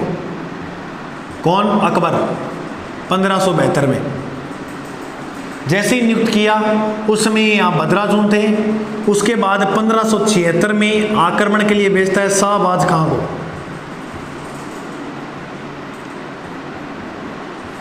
जैसे ही शाहबाज खां का आक्रमण हुआ तब इस चंद्रसेन को एहसास हुआ कि मेरे को भैया धन चाहिए, और बताते हैं इसने धन की आवश्यकता पड़ने पर पोखरण का जो दुर्ग है जो मालदेव ने बनवाया था वह 12,500 रुपये में और 1 लाख फंदिये में गिरवी रखा हर राय भाटी के पास, क्योंकि इस समय जैसलमेर के शासक थे हर राय भाटी। इस हर राय भाटी के पास गिरवी रखा था 12,500 रुपये 1 लाख फंदिये के चक्कर में। धन की आवश्यकता पड़ने पे कौन सा दुर्ग गिरवी रखा था? याद रखना, पोखरण दुर्ग। और बताते हैं फिर अंत में बात है 1581 की। 1581 में सचियाप जोधपुर के अंदर इसे यहाँ पर विष दे दिया जाता है। विष मतलब जहर दे दिया जाता है, जहाँ सचियाप में चंद्रसेन की क्या हो जाती है? मृत्यु। जैसे ही चंद्रसेन की मृत्यु हुई तो इसे एक बात याद रखना, सारण की जो पहाड़ी है ये कहाँ पर है? पाली में। सारण की पहाड़ियों में चंद्रसेन की क्या बनी है? छतरी। तो चंद्रसेन की छतरी पूछ लेकिन है सारण की पहाड़ी, जबकि मृत्यु किन हुई? सचियाप के अंदर। ठीक है, तो सिंपल सी बात है, याद रखियो। ठिकाना कई बार क्रम पूछ ले तो सारों पहला बदराजून जे है, बी के बाद सोजत, सोजत के बाद सारण, सारण के बाद सचियाप। ठीक है, सचियाप में मृत्यु हो जाए और सारण की पहाड़ियाँ में छतरी है। तो इतनी बात हमें याद हो जाएगी चंद्रसेन, उम्मीद करूंगा। अब चंद्रसेन के बाद देखते हैं आगे शासक कौन कौन आए। बदराजून सबसे पहले क्रम है, बदराजून, सोजत, सिवाना, सारण, सचियाप। ठीक है, ये क्रम।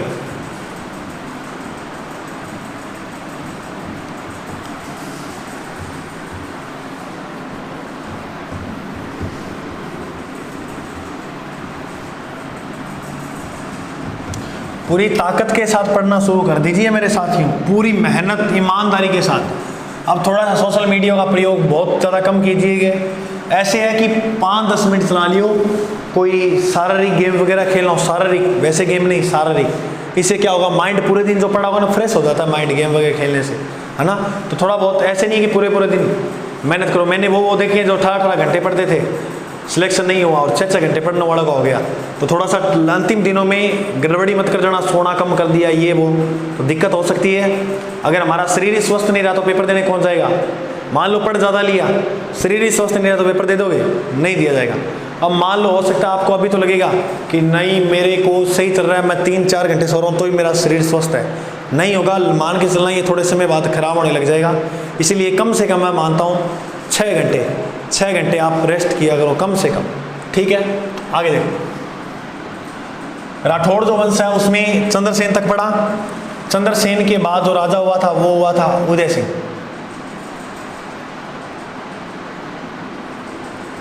उदय सिंह के बाद जो राजा थे वो थे सुर सिंह। इसके बाद राजा हैं गज सिंह। गज सिंह के 2 पुत्र हैं, एक है अमर सिंह, एक है जसवंत सिंह। इतना पढ़ लिया एक बार। देखो उदय सिंह, यह किसका समकालीन है? मुगल बादशाह था अकबर। अकबर ने इसे उपाधि दी मोटा राजा की। इसका पूरा नाम था मोटा राजा उदय सिंह। देखो मैंने कहा जो मुगल दरबार में जाएगा, नागौर दरबार में जाएगा, वही अधीनता स्वीकार करेगा। मारवाड़ का पहला राजा मुगलों की अधीनता स्वीकार करने वाला कौन था? मोटा राजा उदय सिंह। इसको अकबर ने 1000 का मनसब दिया था। देखो ये मनसब क्या होता है?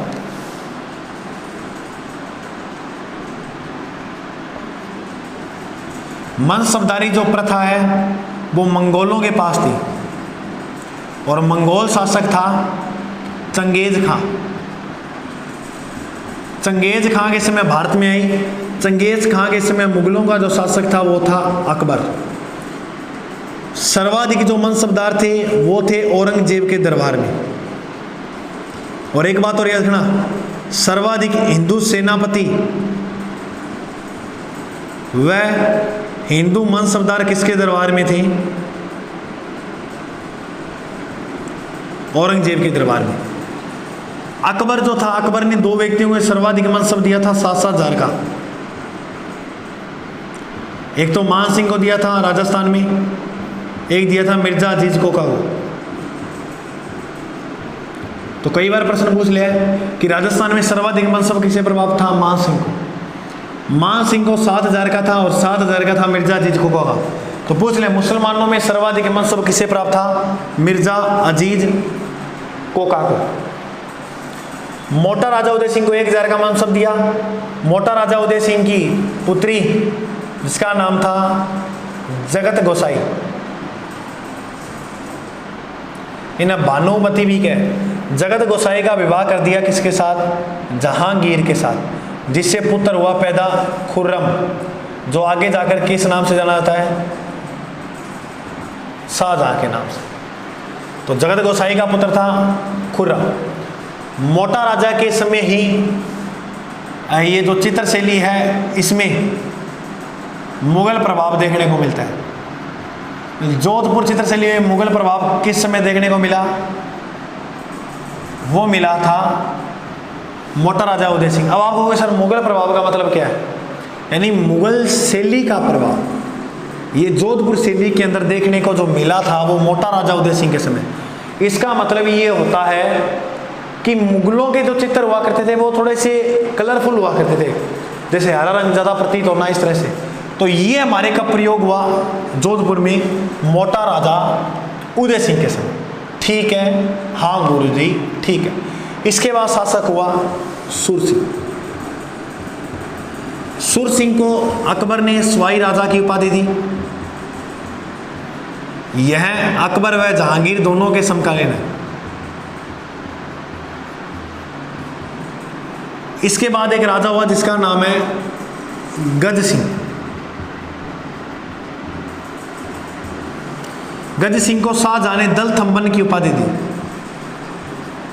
दल थंबन का मतलब होता है समूह को रोकने वाला।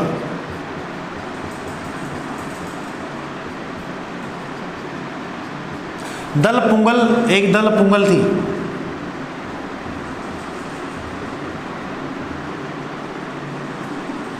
दल पुंगल जो उपाधि थी वो थी पृथ्वीराज चौहान तृतीय की, जबकि दल थंबन उपाधि थी वो थी, दल पुंगल का मतलब विश्व विजेता और दल थंबन का मतलब समूह को रोकने वाला, ये उपाधि थी गज सिंह की। गज सिंह के 2 पुत्र थे, अमर सिंह और जसवंत सिंह को, इनको पढ़ लेते।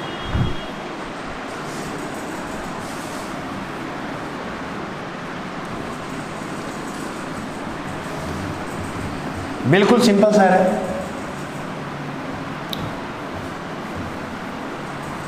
देखो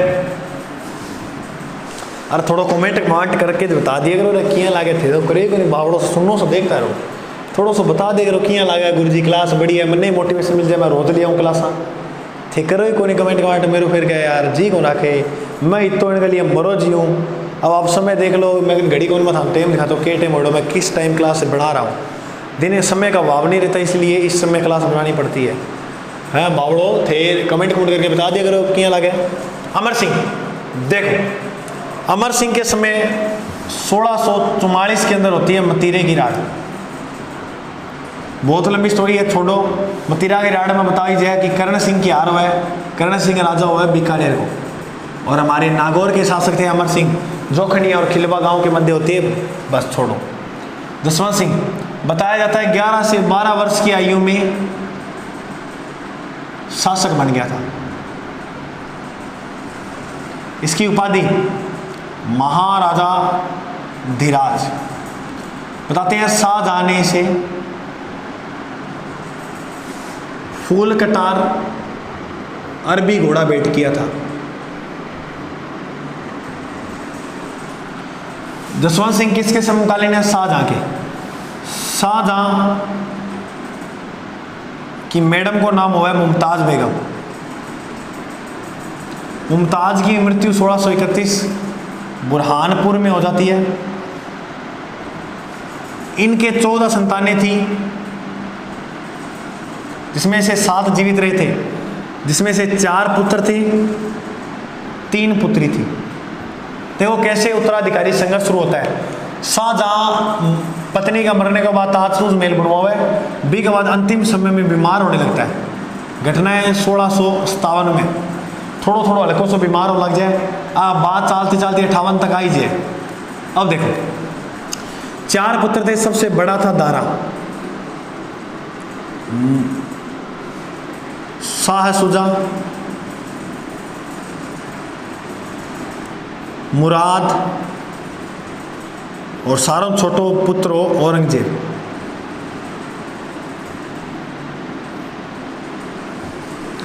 इधर रोशन आरा पुत्री 3 थी, रोशन आरा, जहां आरा, गोहन आरा। 3 पुत्री 4 पुत्रा। सारों बड़ो पुत्र दारा। शाहजहां भी चाहते कि उत्तराधिकारी दारा बने, तो शाहजहां इन जसवंत सिंह ने किए कि मरे कि उत्तराधिकारी तो दारा ना बनाई। लेकिन औरंगजेब बिचर गयो क्या मान ले दारा इतना उम्र मेरा पिताजी राज करे हो, अब किन्ने दारा इतनी उम्र और कर लियो, मैं तो बुढ़ो हो जाऊंगा, फिर मैं क्या राज देखूंगा। तो बताते हैं औरंगजेब ने विद्रोह कर दिया था। 2 महत्वपूर्ण युद्ध याद रखनी है, एक तो 1658 का युद्ध, एक 1659 का युद्ध। 1658 में एक युद्ध हुआ जिसका नाम है धर्मत का युद्ध।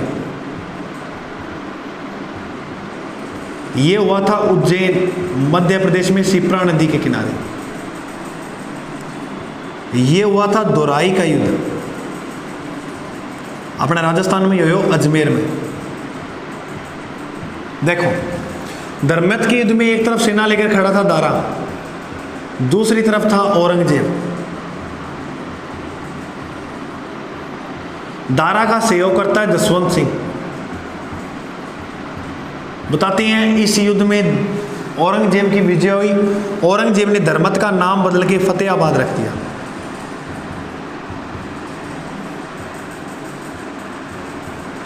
जैसे ही फतेहाबाद नाम करता है, तब जसवंत सिंह घर पे दारा था, तो इसकी पत्नी थी जसवंत कंवर।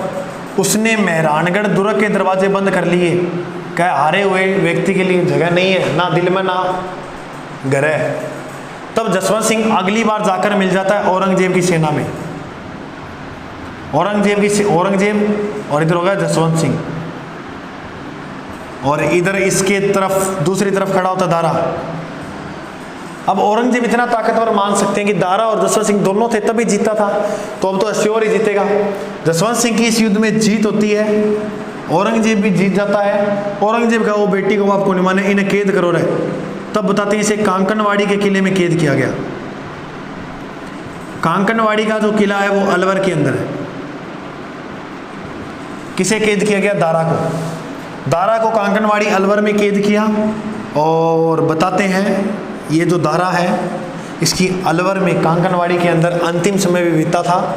तो औरंगजेब अब जसवंत सिंह इसके पास इस युद्ध के बाद, अजमेर के बाद, यहाँ सीधा दिल्ली चला जाता है, और दिल्ली जाते ही 1569 में ये इसे गुजरात अभियान पे भेजता है जसवंत सिंह को।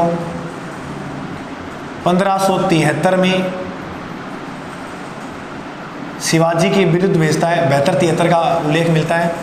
और याद रखना 1578 के अंदर जसवंत सिंह की जमरूद अफगानिस्तान के अंदर क्या हो जाती है? मृत्यु।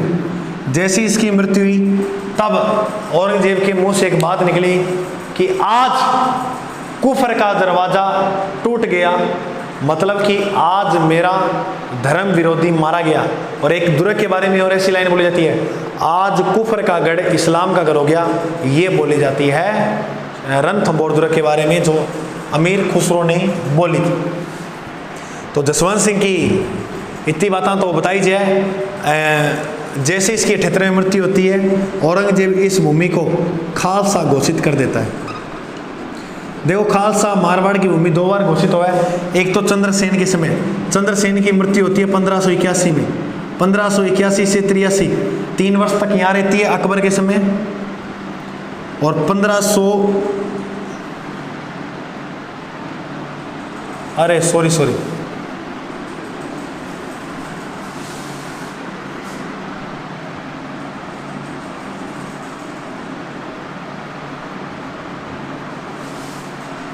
ठीक है, 1600 है, 1500 नहीं है, थोड़ा याद रखना। ठीक है, तो याद रखना जसवंत सिंह के समय 2 महत्वपूर्ण युद्ध, 1658 धर्मत का युद्ध, 1659 दोराई का युद्ध। इसके बाद सीधा चला जाता है दिल्ली। दिल्ली पर 59 है, 1659 ये बिल्कुल एक्चुअल डेट है। 59 में गुजरात अभियान पे भेजा, जल्दबाजी में हो जाए, टेंशन ना लियो। और 1662 में भेजा था शिवाजी के विरुद्ध, 62 में भेजो, याद रखिए 62 में शिवाजी का विरुद्ध। और 62 के बाद 78 में जमरूद में मृत्यु हो जाए, जिसमें खालसा घोषित 2 बार होती है। एक 81 से 83 अकबर ने की थी चंद्रसेन के समय, एक 1678 में औरंगजेब करता है। ठीक है, अब जसवंत सिंह की थोड़ी सी ग्रंथ वरंथा की बात बता दूँ दरबारी कवियाँ की, तो बे सुनो।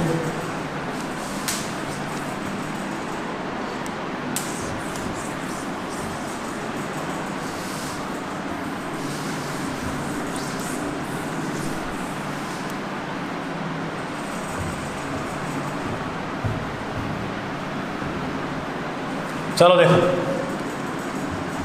तो वो जो जसवंत सिंह है, ये बात हम लाना। देखो बिल्कुल सिंपल है जसवंत सिंह भी था ना। मैं उम्मीद करूँ बोर तो को नहीं हो रहा। अब देखो भैया, मैं थोड़ा सा भी कौन पढ़ाना चाहूँ, क्योंकि लंबी बहुत हो जाए क्लास, थोड़ी सी बातें करो फिर थे बाद में खुद ही कहो गुरु जी तो बातें करें पढ़ावा थोड़ी है। तो बी करके मैं ज़्यादा की है कि बातचीत कौन कर ला रहे हो, सीधो मुद्दा पाऊँ। अगर 30-40 मिनट की क्लास होती तो भी मैं हो उसके बात मुद्दा चाल जाए बा, फिर अपना क्या है कि रिलैक्स समय क्लास ले जाए। अब मैं सोचूँ मेरा पेपर करना है तो मैं रिविजन फटाफट मरा दिया था ना, और मैं जब तक जान मानो है कंप्लीट। अगर मेरी थोड़ी तबीयत थोड़ी सी अभी ख़राब है, कोविड-19 वाला इंजेक्शन लगवाया था 20 करके, तो जैसे ही थोड़ा सा ठीक हो, अभी भी आपको लग रहा होगा बोलने से, जैसे ही ठीक लगा तो मैं कंप्लीट इंडिया की जियोग्राफी लेके आऊँगा। टेंशन न लेना, 5 घंटे 6 घंटे कितने की हो, 4 घंटे की जितने की भी कंप्लीट करवा दूंगा, नो टेंशन। ओके, हाँ गुरुजी ठीक है। तो जसवंत सिंह का ग्रंथ है, यूँ ट्रिक याद रखिए, BA गीता, भाषा भूषण, आनंद विलास, गीता महात्म्य, एक ही ग्रंथ था। इसके बात करें दरबारी कवि की, भाषा भूषण, आनंद विलास, गीता महात्म्य, फिर बता रहा हूँ याद रखना। दरबारी कवि ये लिख लेना आप हरफ में कहीं भी एक बार लिख लिया करो आप जो बातें बोलो। दरबारी कवि बहुत थे नवीन कवि, नरसिंह राव, और एक जो सबसे महत्वपूर्ण आता है वो आता है मोहनौत नैण सिंह। ये वही मोहनौत नैण सिंह जिसे राजपूतान का अबुल फजल कहा था मुंशी देवी प्रसाद ने। जनगणना का अग्रज भी मोहनौत नैण सिंह कहते हैं। ओसवाल जाति के थे, ओसवाल जाति कुल देवी सत्याम माता को माना जाता है। मोहनौत जो नैण सिंह थे, इन्होंने 2 ग्रंथ लिखे थे, नैण सिरी ख्यात व मारवाड़ परगना री विगत। ये वही नैण सिरी ख्यात है जिसे राजस्थान की प्रथम ऐतिहासिक ख्यात माना जाता है, विश्वसनीय ऐतिहासिक ख्यात माना जाता है। मारवाड़ परगना री विगत को राजस्थान का गजेटियर ग्रंथ भी कहा जाता है। तो मोहनौत नैण सिंह जो थे वो किसके दरबारी कवि थे? जसवंत सिंह के दरबारी कवि थे। जसवंत सिंह के दरबारी कवि, जसवंत सिंह का एक दास था जिसका एक सेवक था जिसका नाम था आस्करण। तो जसवंत सिंह के सेवक का नाम था आस्करण। इसी आस्करण का एक पुत्र था जिसका नाम था दुर्गादास राठौड़। दुर्गादास राठौड़ को मारवाड़ का अणबिंदिया मोती कहते हैं।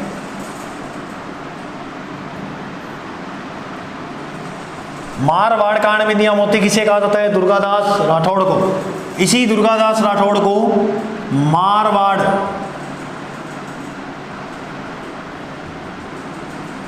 राठौड़ वंश का उद्धारक कह दो।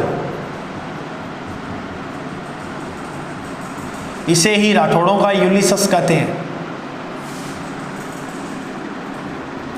जबकि जाटों का यूलिसस सूरजमल जाट को कहते हैं, जाटों का यूलिसस, जाटों का प्लेटो, जाटों का अफलातून। दुर्गादास राठौड़ की जो मृत्यु होती है वो उज्जैन के अंदर होती है। उज्जैन कहाँ है? मध्य प्रदेश में। इसकी जो मृत्यु होती है वो शिप्रा नदी के किनारे होती है। तो बताते हैं शिप्रा नदी किनारे इसकी 8 खंभों की छतरी बनी है। तो याद रखिए, थोड़ा सा आस करने दुर्गादास राठौड़ के बारे में। जसवंत सिंह के बाद जो शासक हुआ उसका नाम था अजीत सिंह। बताते हैं अजीत सिंह को व इसकी माता को औरंगजेब नूरगढ़ में कैद कर देता है। तब मुकुटदास खिंची के सहयोग से दुर्गादास राठौड़ इन्हें रिहा करके कलिंदरी गांव ले जाते हैं, जयदेव ब्राह्मण के घर।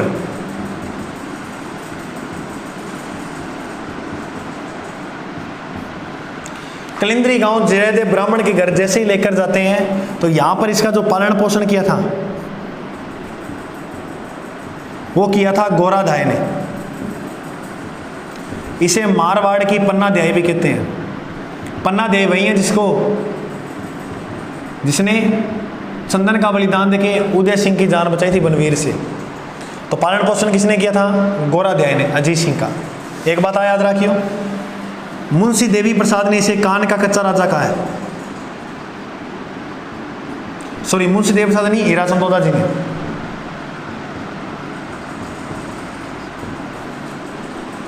अजीतो दे ग्रंथ की जो रचना की थी वो जगजीवन भट्ट ने की थी। अजीतो दे ग्रंथ की रचना किसने की थी? जगजीवन भट्ट ने। अजीत सिंह को दुर्गादास जो राठौड़ थे, उस समय मेवाड़ का राजा था राज सिंह,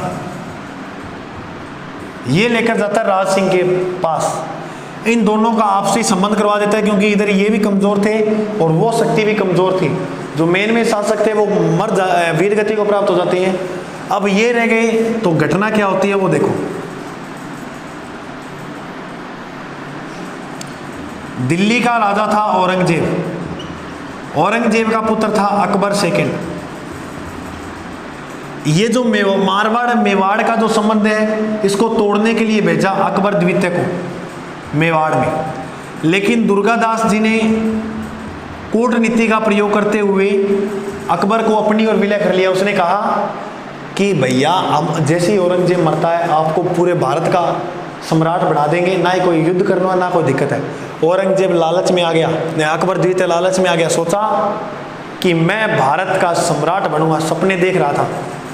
एक समय क्या हुआ, 1681 के अंदर सोजत पाली में स्वयं को अपने आप को अकबर जो था 1644 में तेरे रेड हुई, ठीक है।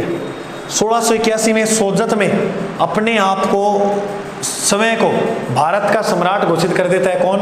अकबर सेकंड। जैसे ही भारत का सम्राट घोषित किया, इस बात की सूचना मिली औरंगजेब को। औरंगजेब का किया ना किया तो मैं इन्हें सल्टाऊं।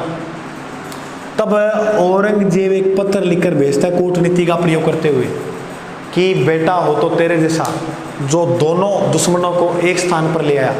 ये पत्र पढ़ता है दुर्गादास राठौड़ और कहता है कि अकबर तो माड़ी कर ही रहे, जबकि इसके मन में ऐसा कोई भाव नहीं है। तब बताते हैं अकबर द्वितीय को दुर्गादास राठौड़ थे वो महाराष्ट्र छोड़ने चले गए थे। कहाँ छोड़ने चले गए थे? महाराष्ट्र। तो याद रखना ये छोटी सी बातें हैं। और इसके बाद अजीत सिंह के समय ही 1707 में होता है देवारी समझौता।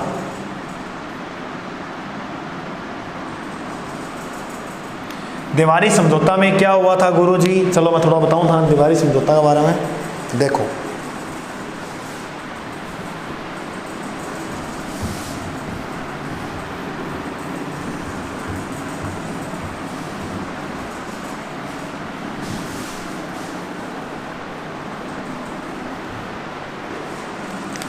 बात है 1707 की। एक युद्ध होता है जजाऊ का युद्ध, इसे देवारी समझौता भी बोल सकते हो आप। ये पहली बात सुनी होगी, मान के चलना पटवारी है सही में मोस्ट इंपोर्टेंट प्रश्न है। जजाऊ का युद्ध किन के मध्य हुआ, कब हुआ?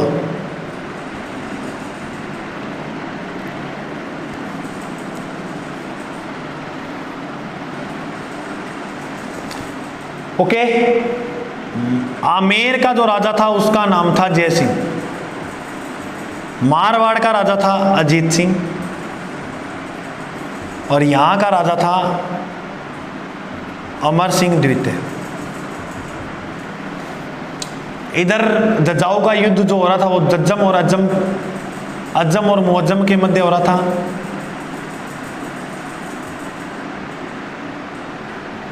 मुअज्जम को ही कहा जाता है बहादुर शाह प्रथम। अंतिम मुगल बादशाह थे वो थे बहादुर शाह द्वितीय, जो 1857 की क्रांति के समय थे। ये दोनों इस युद्ध में सहयोग करते हैं, किसका? अज्जम का, लेकिन जीत किसकी हो जाती है? मुअज्जम की। तो इन दोनों को पद से हटा देता है कौन? मुअज्जम। तब ये दोनों जाते हैं किसके पास? अमर सिंह के पास। अमर सिंह ने कहा, देख भैया बात होगी कि हमें वहाँ से निकाल दिया है तो आप हमारा सहयोग करो। और इस जय सिंह से आमेर छीन लिया था। इसका छोटा भाई था जिसका नाम था विजय सिंह। विजय सिंह को आमेर दे दिया गया था और आमेर का नाम इस बहादुर शाह ने मोमिनाबाद कर दिया था। तो याद रखना, आमेर का प्राचीन नाम आमेर का नाम मोमिनाबाद भी रहा था, जो बहादुर शाह प्रथम ने दिया। तो अमर सिंह सहयोग के लिए जाते हैं, तो सहयोग के लिए अमर सिंह इनका सहयोग करता है। तो अनेक इसके बीच में मत विवाद होते हैं, बहुत लंबी स्टोरी आती है, तो केवल इतना याद रखना 1707 में देवारी समझौता 3 रियासतों के मध्य होता है, मारवाड़, आमेर, मेवाड़, जिसमें अमर सिंह के पास ये दोनों सहयोग के लिए जाते हैं। अज्जम का दोनों जने युद्ध में सहयोग देते हैं। मुअज्जम जय सिंह से आमेर का किला सौंप के विजय सिंह को भेंट करता है। और सबसे महत्वपूर्ण बात है, आमेर का नाम बदल के क्या कर दिया था? मोमिनाबाद कर दिया। सिंपल सी बात थी। तो ये हमारा राजा था जिसका नाम था अजीत सिंह।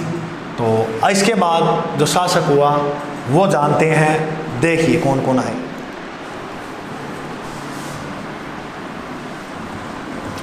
तो याद रखिए, अजीत सिंह को छोटा सा शासक था। अब मैं सारा एक बार और फिर लेके चलूँ थाना में, तो आप अजीत सिंह तक को जो इतिहास है वो जान लियो है। इसके बाद शासक होगा अभय सिंह।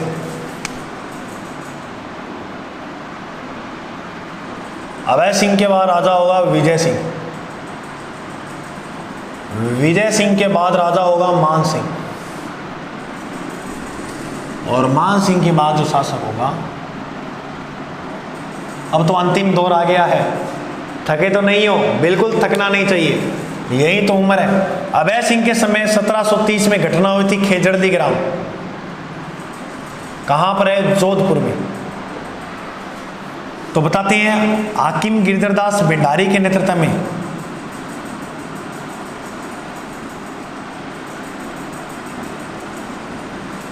इस हाकिम गिरधरदास भंडारी ने आक्रमण किया था ये खेजड़ी गांव, क्योंकि ये बताते हैं कि महल बनवा रहे थे, उसके लिए लकड़ी की आवश्यकता पड़ी थी।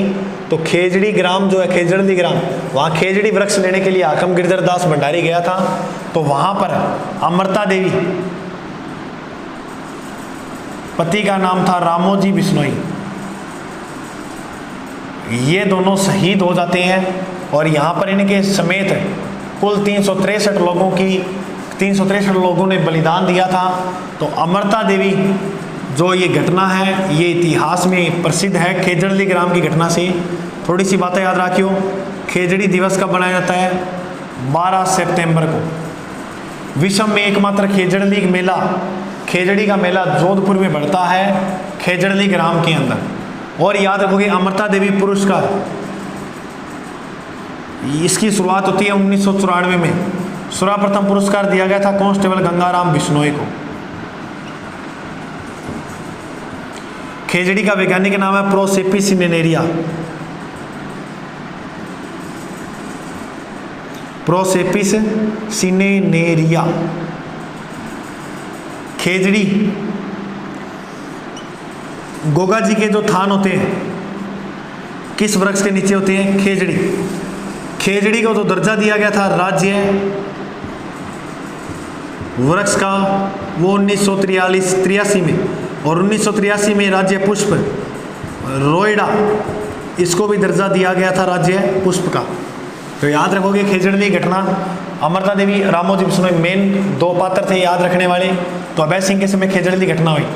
ये इतनी जल्दी बताइए, इतनी जल्दी घटना है को नहीं यार, मैं था एग्जाम की दृष्टि में थोड़ा जल्दी बता दी, ठीक है। विजय सिंह, विजय सिंह ने जोधपुर में विजय साई नाम से सिक्के चलाए।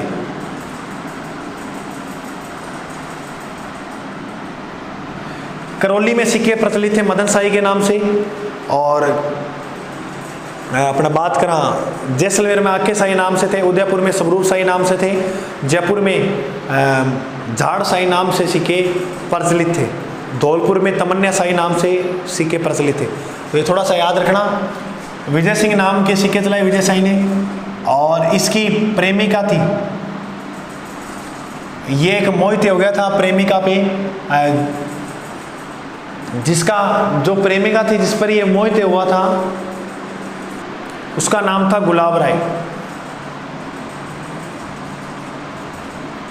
जोधपुर के अंदर रानी सागर तालाब वगैरह बहुत सी बातें थे। गुलाब महिला बाग का झारा वगैरह बनाया, रानी सागर तालाब बनवाया। ये जो गुलाब राय है इसकी जो हत्या है वो सरदारों ने मिलकर दिन दिहाड़े कर दी थी। राठौड़ सरदारों ने मिलकर दिन दिहाड़े किसकी हत्या कर दी? गुलाब राय की। इस गुलाब राय को मारवाड़ की नूरजहां भी कहा जाता है,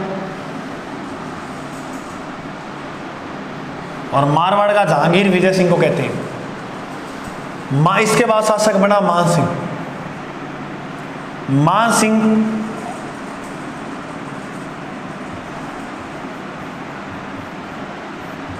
आयस देवनाथ के आशीर्वाद से, क्योंकि आयस देवनाथ ने भविष्यवाणी की तू शासक बनेगा, तो ये आयस देवनाथ के आशीर्वाद से शासक बना। और आयस देवनाथ ये नाथ संप्रदाय के हैं, इसीलिए मान सिंह जो है इसे सन्यासी राजा कहते हैं। इसने दो मंदिर बनवाए, एक तो जोधपुर में बनवाया और एक जालौर में बनवाया। जालौर में कन्यागिरी पहाड़ी पर सिरे मंदिर बनवाया था, यह भी नाथ संप्रदाय का है। और जोधपुर में इन्होंने मंदिर जो बनवाया उसका नाम है महामंदिर। महामंदिर जो है वो नाथ संप्रदाय की मुख्य पीठ है। और नाथ संप्रदाय के संस्थापक जो मस्तेंद्र नाथ को माना जाता है। सिंपल सी बात है, थोड़ी याद रखना। देखो, मान सिंह को सन्यासी राजा कहते हैं, महामंदिर का निर्माण करवाया और सिरे मंदिर का भी इसने क्या है भाई मेरे साथियों निर्माण करवाया था। इसके आगे की बात अगर जाने इसके बारे में तो देखिए मान सिंह के बारे में। मान सिंह के समय एक युद्ध हुआ था, गिंगोली का युद्ध, परबतसर नागौर के अंदर 1807 में। क्या घटना थी वो देखो। 1807 में इसे कहते हैं इतिहास में कृष्णा कुमारी विवाद, या हम कहेंगे गिंगोली का युद्ध। वो अपनों प्यारों सो राजस्थान है मेरे साथियों, सारे जहां से अच्छा राजस्थान हमारा। इसमें आमेर का राजा था जगत सिंह द्वितीय।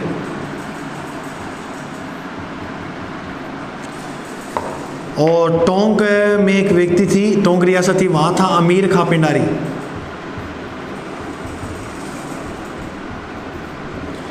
मेवाड़ का जो राजा था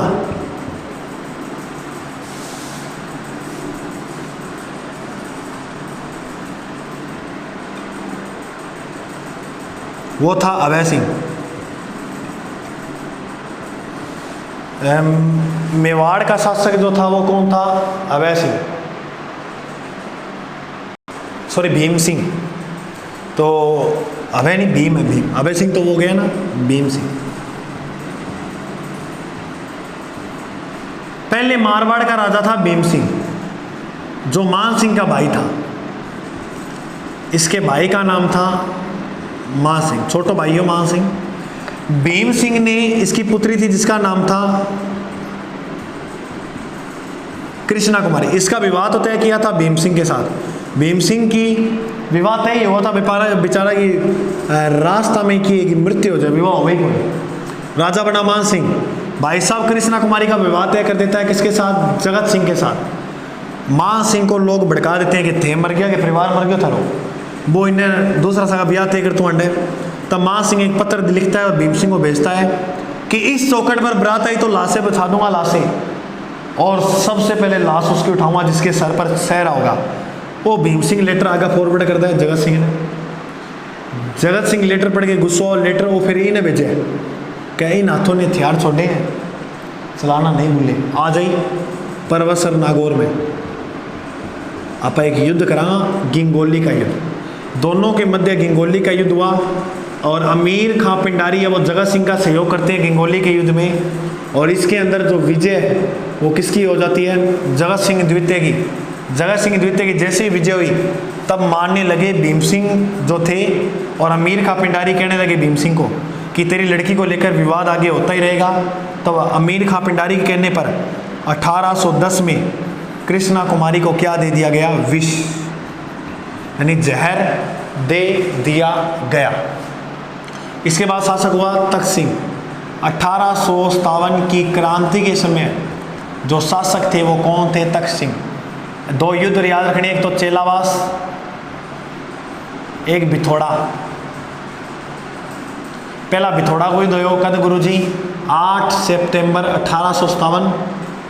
फिर 18 सितंबर 1857 को युद्ध हुआ था चेलावास का, याद है लिखना BC। और चेलावासु जी को युद्ध है, इन्हें काले गोरे का युद्ध भी कहते हैं। 1857 का क्रांति के समय राजा तख्त सिंह। इसके बाद शासक हुआ जसवंत सिंह द्वितीय।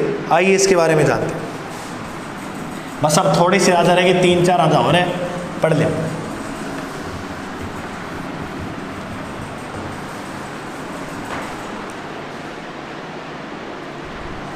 देखो, जसवंत सिंह द्वितीय रह गया,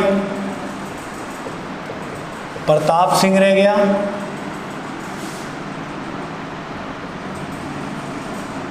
सरदार सिंह रह गया,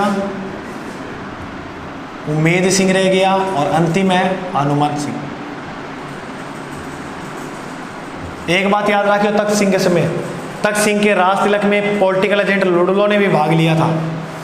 जसवंत सिंह द्वितीय, इसकी प्रेमिका थी नन्ही जान, नाम की नन्ही, उम्र बहुत ही की नन्ही जान। ये स्वामी दयानंद सरस्वती